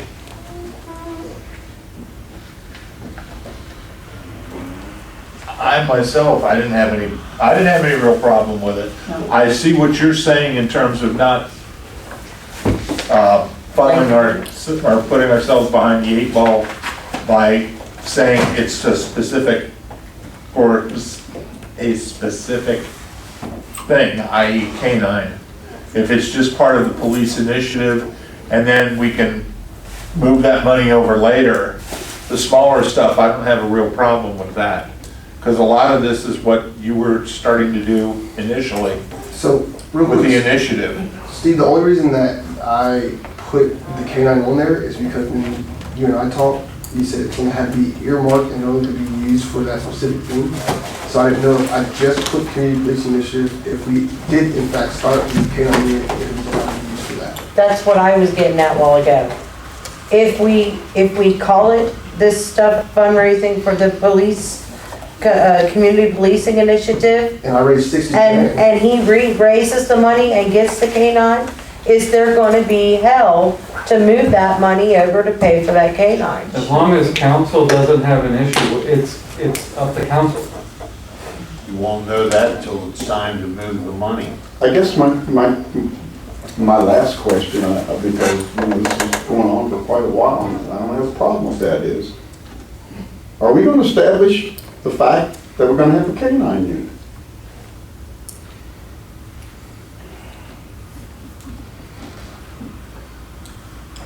Yeah, we have to. And I don't think we're ready to do that tonight. And that's not what I was asking for Yeah. tonight. He just wants to fund. He's asking if he can do the small I fundraiser. understand that, okay, but I'm gonna make it clear to myself that it started out tonight as canine unit. Now, okay, and now everybody is agreeing to switch, don't have any problem with that. But at some point in time, this question has to be answered while we're raising $60,000. That's why I think, aren't you trying to switch it back just to the So initiative that's what, yeah. until, Until I raise the money, we're raising it under the community policing initiative. And then part of the community policing initiative is we'll be adding a canine if the money's raised. so when is the bottom line that you have to know if you have our blessing for the K-9 unit? I guess since that's what we're raising. I mean, we wouldn't know if we raise the money closer, we wouldn't know if we raise the money for it until probably closer to March.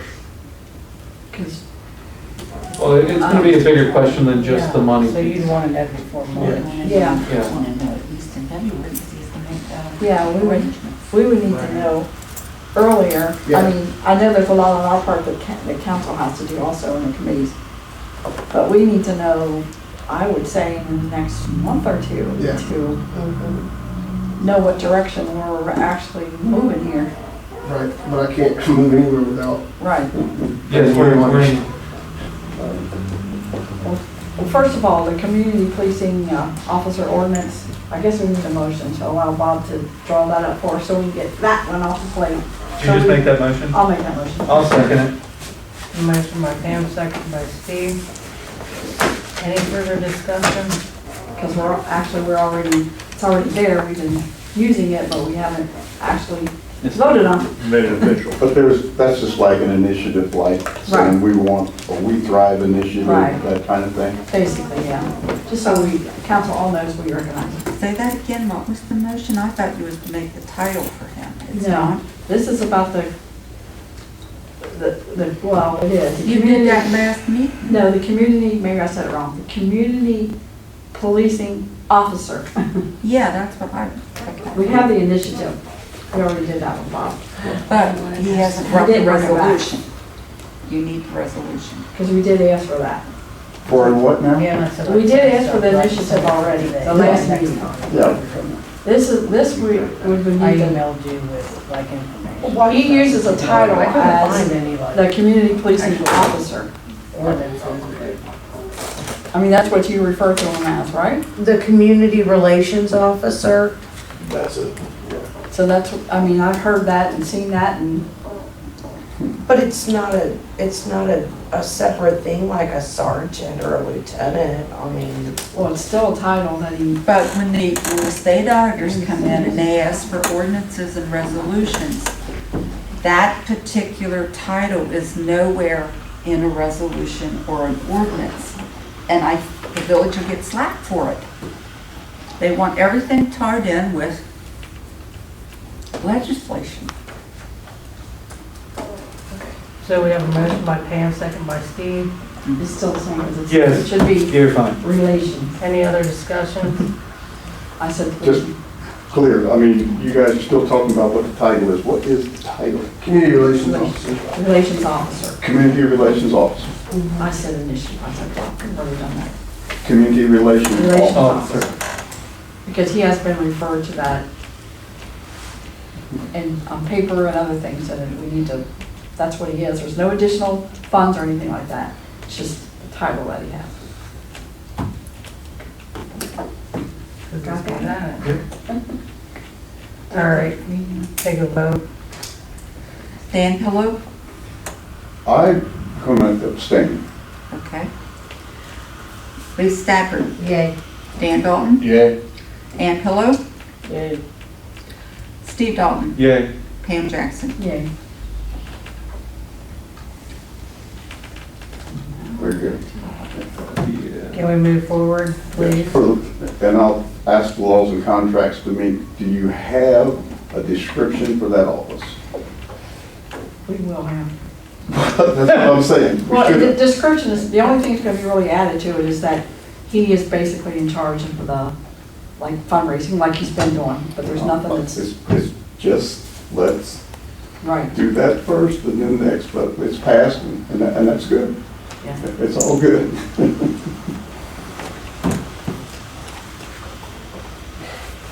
Do you have anything else, Pam, or where we at with this?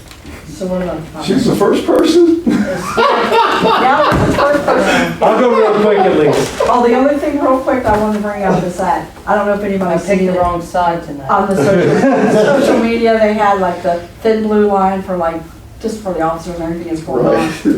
I had talked to our maintenance department head and asked her what it would cost to do just like from the front of our building down to maybe, I don't know how far down we want to go, to maybe Church Street and maybe, I don't know. And he said approximately $50 just to paint it. It's just, a lot of communities are doing it. It's just recognition of the initiative thing in the police department. It would be approximately 50 to 80 bucks probably, I wouldn't think it'd be over 50. and then their time involved to paint that. I just wanted to see if that's something council wanted to do. I don't know if you've seen it or not. I thought you sent that out. to Yeah, I did. everybody, didn't you? Thought I did. I know I sent it to Lisa. But I can send it again. I'll send it again. So fundraisers, because this poor man's been up here way too long.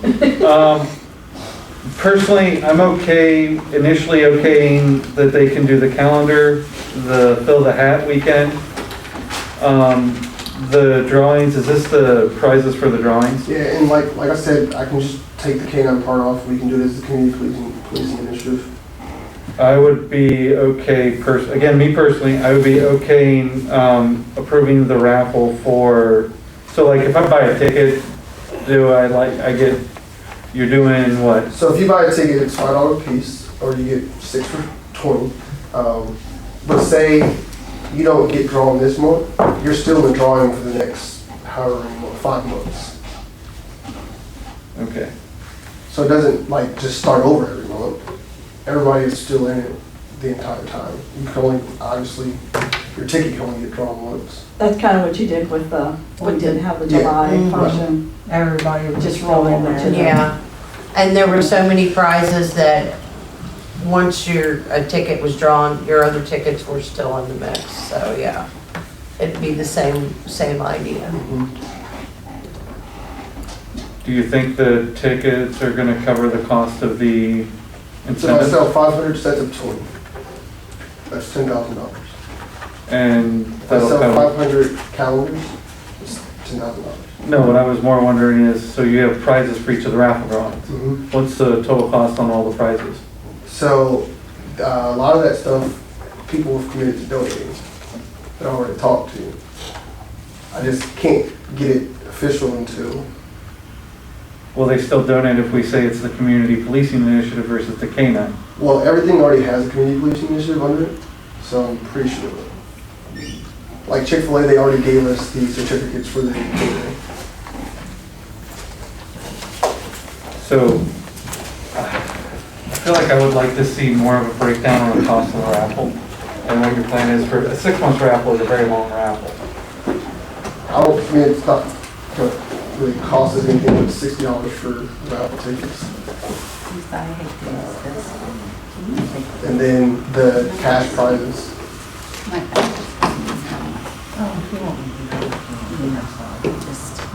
So that's why I broke it down like that, as far as what This we is want just on what each was month. passed on the community, so whatever else comes up.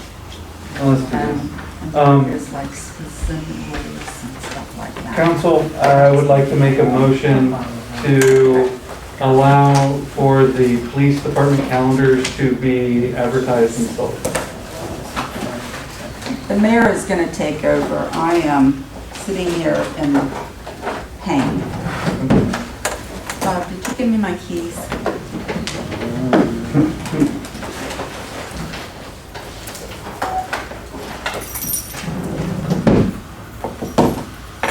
Nope.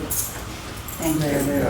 I'm sorry, council, but my sciatic nerve can't take it. Margret can feel better, absolutely. That would be provided to Margaret.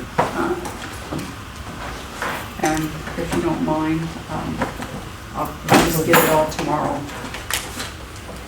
Or the next day, whenever. You just want to leave that stuff down there. Okay, all right. Sorry, I'll council. track it up there. Sorry. No. Going on too long. Yeah. So I made a motion to approve the calendar, or a motion to approve the, going forward with the police calendars. And that's all on a list, just a calendar. So you already know how much it's gonna cost to make the calendars and Yes, have them printed and all that? yes. Okay, you made the motion, anybody second that? I'll second. Motion by Steve, second by Pam to do the calendar. Is that what that is? Is that all we're doing? Yeah. Do the police calendar. Any discussion?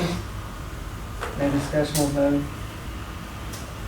Mr. Pillow, Yay.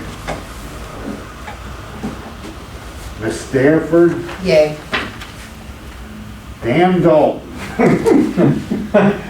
Yay. Miss Pillow, Yay. Steve Dalton, Yay. Pam Jackson. Yay. Passed. Thank you. So are we done with your exorbitant for Yes, now? yes. We'll get back to it. Are you finished? Are I'm you done. sure? Are you sure? I'm done. I think that's a record. I know, I'm gonna cut it off. Hey, Make a motion to adjourn. That's what I'm not ready to We're going ask on to the next one. them. Steve, did you have anything? I did. I emailed everybody the minutes from our finance meeting. The only reason we really convened was to be able to cover the cost of the audits that we have already approved. I didn't get that. I sent it out about 4 or 5 o'clock, at 4:38 today. Oh, no wonder I didn't get it today. Sorry. But the majority of what's in it is also in the ordinance that Mr. Kelly has just given us, that I somehow has lost, and thank you. So the first 2 line items, we're basically moving funds from employee reimbursement to motor vehicles. This is something council's already approved. It's to cover the cost of the tires for the cruisers. We are moving funds from the medical hospitalization to audit services. Again, all the other adjustments are being made to cover the cost of the audit. So the audit services, the first one is in the clerk's line. Then we're taking funds from other personnel, and this is in street and sewer maintenance. And we're moving that to cover audit services and street and sewer maintenance. And then in motor vehicle permissive, we're adjusting that fund to be able to cover the salt. So we had to make a $6,000 contract for salt. So those last 2, motor vehicle and operational supplies materials, there's a transfer of $6,000 to cover the contract for salt. Like to make a motion that we declare an emergency, read the title by ordinance only You got that. 3 times. Second. And declare an emergency. Just making sure. In the email, it has all the explanations, if you're curious. Made sense. Oh, yeah, call the roll. I'm sorry. Dan Pillow, I'm sorry. This is on Motion the, for the, It's this ordinance. What's the transfer? Was there a call for a question? I missed it, I'm sorry. For discussion. Right now, we're just voting for the emergency. Was there a discussion? no, there wasn't a discussion yet. Would you like to discuss something? No, and, I mean, we're gonna come to it again. oh, We gotta vote on This is it. just the part to make it an emergency. And then you can, I mean, no, you you still still have can to have discuss it, then discussion you as soon can as there's a discuss first, it. a motion So and a either way you second. want to discuss it. And very quickly, I asked for a breakdown of all of the funds. This is not them. No. Okay. This is not, this is just to cover the audit fees we've already approved to pay. Is this all of the audit fees? It's some of the audit fees, Okay. it's not all of them. It's, Okay, that's I know all. you would ask for the total cost of all the audits. Yes. I don't have that report yet. That's my question. Thank you. Any other discussion? No discussion, we'll vote to read it. Mr. Pillow, Yay. Ms. Stafford, Yay. Mr. Dan Dalton, Yay. Ms. Ann Pillow, Yay. Mr. Steve Dalton, Yay. and Ms. Pam Jackson. yay. First reading, an ordinance to amend the appropriations or adjustments for the current expenses and other expenditures of the Village of Addyston, Ohio during the calendar year ending December 31st, 2020. Second reading, an ordinance to amend the appropriations or adjustments for the current expenses and other expenditures of the Village of Addyston, Ohio during the calendar year ending December 31st, 2020. Third reading, an ordinance to amend the appropriations or adjustments for the current expenses and other expenditures of the Village of Addyston, Ohio during the calendar year ending December 31st, 2020. Move to adopt the ordinance as read. Second. Motion by Dan Dalton, second by Lisa Stafford. Any discussion? Got it? No discussion, we'll vote. Let's see, that's by Stafford and Dan Dalton. Yes. And Mr. Pillow, Yay. Ms. Stafford, Yay. Mr. Dan Dalton, Yay. Ms. Ann Pillow, Yay. Mr. Steve Dalton, Yay. Ms. Pam Jackson. Yay.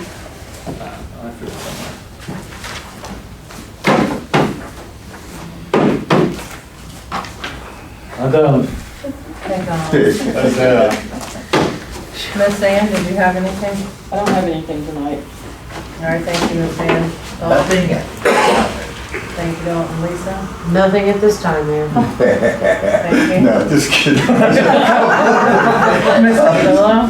I just have a couple of quick things. Update on the Housing Consortium, Housing Our Future group that we're working with. They will begin questioning, conducting interviews within the community in November.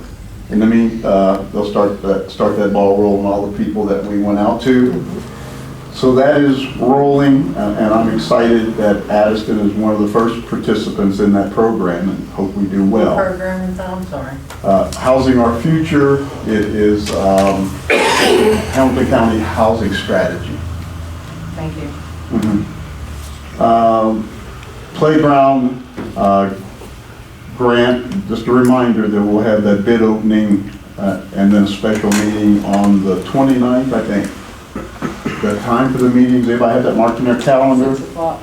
6, that's what I have, 6 o'clock. We set that up last time, didn't we? Yeah. 29th, yes, it's good. Just want to remind everybody because we won't meet between now and then. One of the things that we're still trying to clear for that area, and I talked to the mayor, and I needed to know if council had any objections to me using the backhoe. Her guys are really busy right now. Yeah, I do actually, because you're not covered under the insurance. I am. And not as an elected official. I've used the equipment And you for shouldn't have 100 been years. No, not necessarily. under while you're an elected We can official. check that out. Yeah, that's what I was told. Yeah. I ain't By, allowed driving the trucks, I ain't allowed using equipment.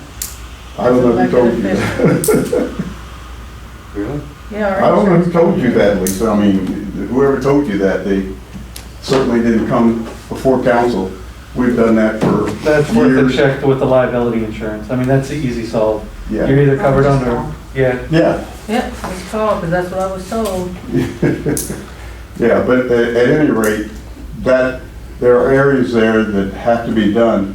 When the bids are open, some of the contractors may decide, hey, I can get that in this year. So somehow, some way, I've got to get dirt moved and get the other 2 parking lots. You just came to me about that today. That's what I said, I talked to you. Yeah, today. But we had talked about it several weeks With ago. not me. Well, I mean, Yeah, you could have run that by me. well, not necessarily. I just Yes, asked the maintenance supervisor if it was a Right. possibility. And if he didn't bring it to you, that's between you and him, but I did ask him if it was a possibility, that's all. No, I ain't throwing no dispersion on anybody, but I was expecting it was gonna be started. And apparently, before I started talking to you, somebody had started to do the work over there. Are you guys able to do it? I mean, get in your schedule, I mean, I mean, right now, we I got, wouldn't put it on him, I mean, Lisa's his boss, really, I'm trying to do the right thing, I'm not trying to start an argument. The thing was that I I'm thought. not it could be- either, but I just remember in the past that somebody didn't go through you before they went through supervisor, that made you upset. No, it is if they told the guys what to do. I didn't anytime tell you what to do, I merely discussed it with you. correct. That's right, and he said, yeah, Okay, that's then. something we can do. Okay. Because I told him, and I told everybody else, just so we get this very clear. I told him probably within the second day I saw him, I'm not your boss, I don't tell you what to do. Yeah, and that's how that is, so I know where my ground is, so in some way, somehow, it has to be prepared, and I, like I said, I Well, I'd like to spoke. know about this before today, is what I'm saying too. I mean, like I said, you might want to talk with, because they had started it and you told them what to do with the dirt and all that kind of stuff, so apparently you knew something about it before today. Okay. And I'm just trying to get this done. We put a lot of time, a lot of effort in. I'm not trying to get a fight when I just want to get that done. We won't know for sure what else we'll be able to do with the money until we get these bids. It's going to change significantly. But I am continuing to work on those things, the swing sets, water lines, getting costs so that they can be put into this thing right away, right away. And beyond that, that's pretty much what I have for the evening. All right, thank you, Mr. Pillow. We'll go to our maintenance department.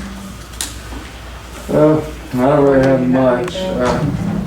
The only thing I was gonna say was, I believe I told you guys about the water break on Second Dam that the maintenance department fixed. We actually found another one on Second Dam that we was able to fix, and one on Baker that we was able to fix, all in-house, so we did save the village a couple thousand on that. And then other than that, I mean, we've just really been working on the hot house. Where are we at with the garage doors? Have we gotten quotes and stuff?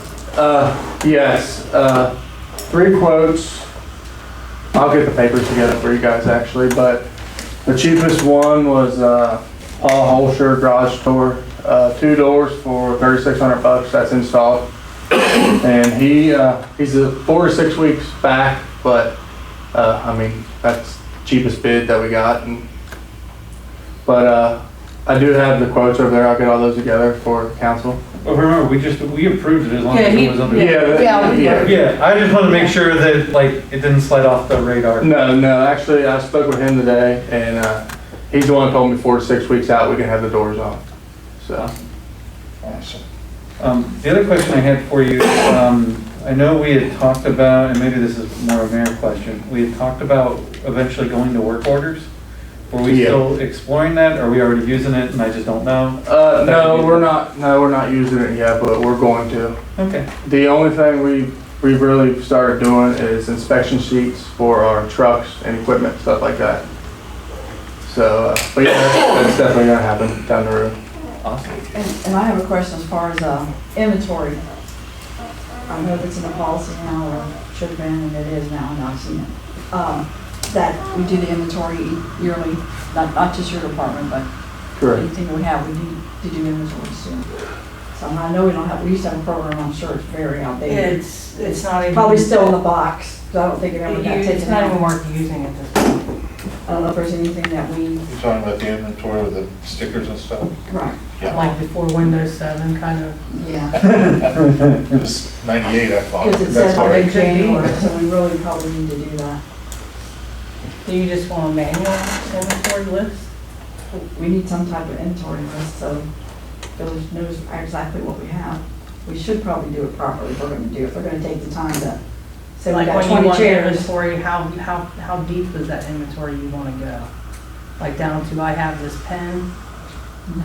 That's my pen.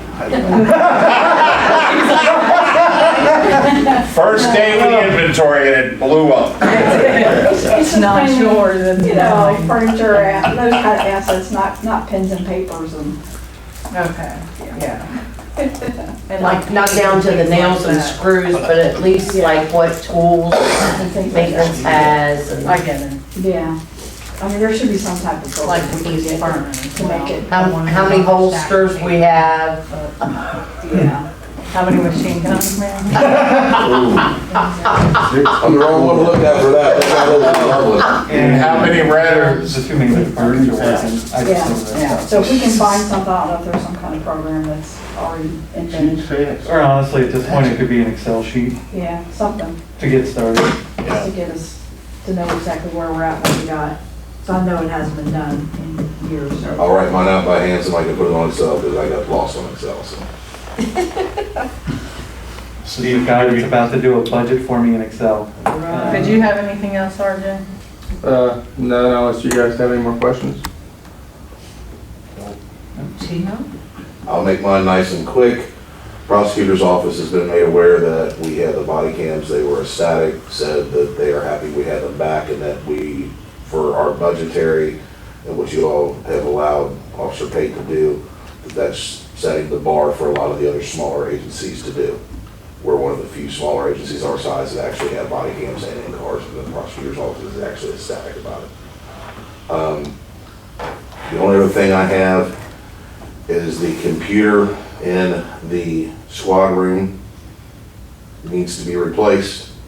It was actually bought and put into place when the mayor was the administrative secretary. It's that old. Thanks. Wow.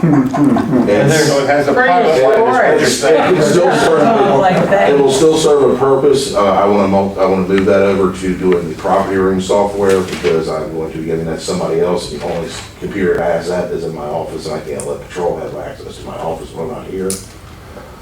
New replacement computer and a 1 terabyte hard drive external because we're putting all the body cam video on it. Body cam video takes up twice the amount of space as in-car video.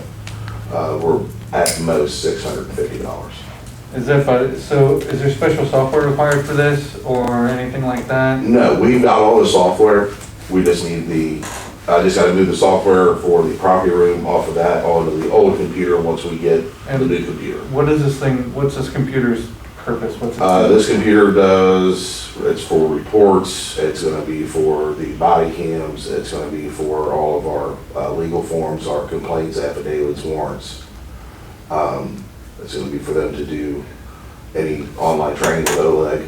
Ooh. Basically, it's a highly used computer, just like the one that sits there that can't handle. No, what I'm asking is Yeah. the money that we are getting from the code, the 33,000. Oh, that should be able to. If we can use it for that, and because it's online training, we could probably get away with, that's what I was trying to Yeah. get to.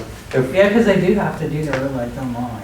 Yeah, our OLEG training goes through that computer because we log in from there to OLEG to do our update training.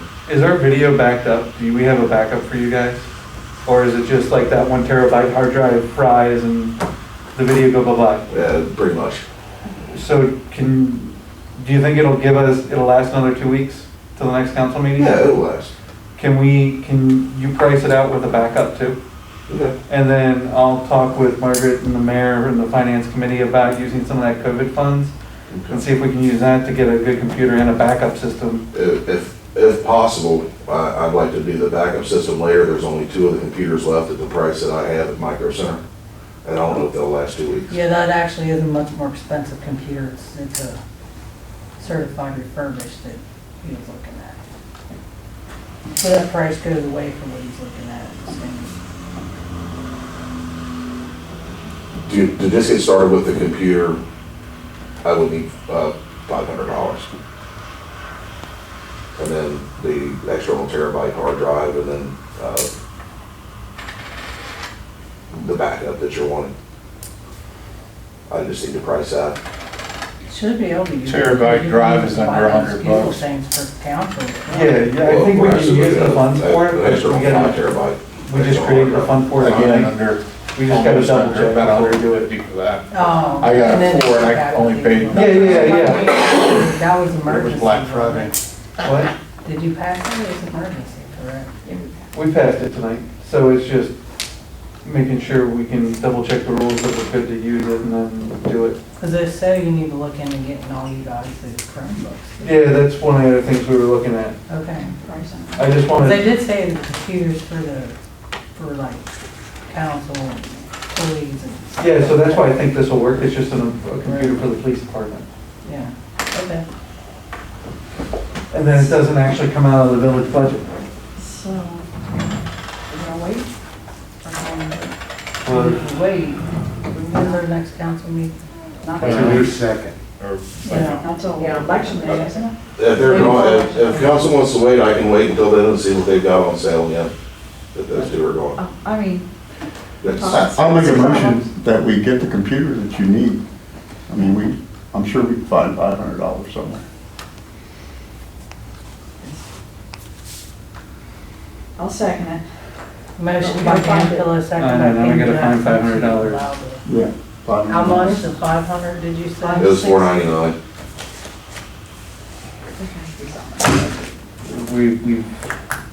We're getting really tight on funding little things. Who seconded? Pam Jackson. For the purchase of the police computer. Okay. Call the roll. First, I'll say, is there any discussions? No Just discussion, the- we'll vote. Just starting to chit chat. Gotta find it. Dan Pillow, Yay. Lisa Stafford, Yay. Dan Dalton, Yay. Miss Ann Pillow, Yay. Mr. Steve Dalton, Nay, nay, nay. and Miss Pam Jackson. Yay. I'll be there. 5-1. No, you're fine. Mayor, before we close, can I give a reminder? CDBG funds are due in November, and we really need to talk about what we're going to go after as a council with those fundings. Normally, we come in around $25,000 to $35,000. We have a lot of needs. So, and I give you all the information of what we can do, excuse me, and what we can't do. So we really need to start thinking in terms of that. I Is don't that know. the one you just put the packet together for? No, ma'am. It was, this is a separate one. That one was CBDG COVID, or CV, the one that we put the packet together for. That's for the park, Yes. okay. And this one has any number of things that we can use it for. So, And I know you sent that to us. I did. I did. I remember. And that would be just plain community development block grant monies. Did you email that, or did you print it? I emailed it, and I may have given hard copies too. I'm not sure. I think you emailed it. I think it came to your personal email, if I remember right. I don't rarely check my personal email, so if you're sending it Well, no, there, you I'm s- not. you sent No, it it to came, council. it came to our village emails. Oh, did it? Okay, good. Yeah. Yeah, it did come. Then I'll find it. Yeah, and maybe we can just put it on the agenda for the 29th to at least start having some discussions about, take a look at it and see where we're gonna go with that.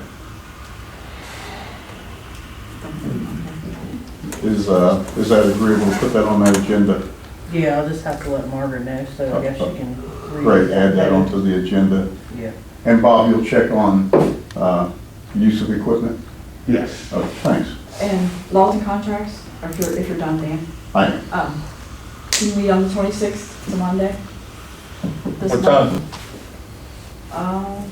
After 1. I'm available, I don't know about anyone else. What day was that? On Monday, the 6th, I'm sorry, the 26th. Is Long that as I'm bad out. for you? That's next Monday, yeah. I guess so, yeah. Is that bad for you, Bob, if you wanted that? 10:26 at what time? What time? Anytime after 1's good for me now. Anytime's after 1, as long as I'm out of here by 2:30.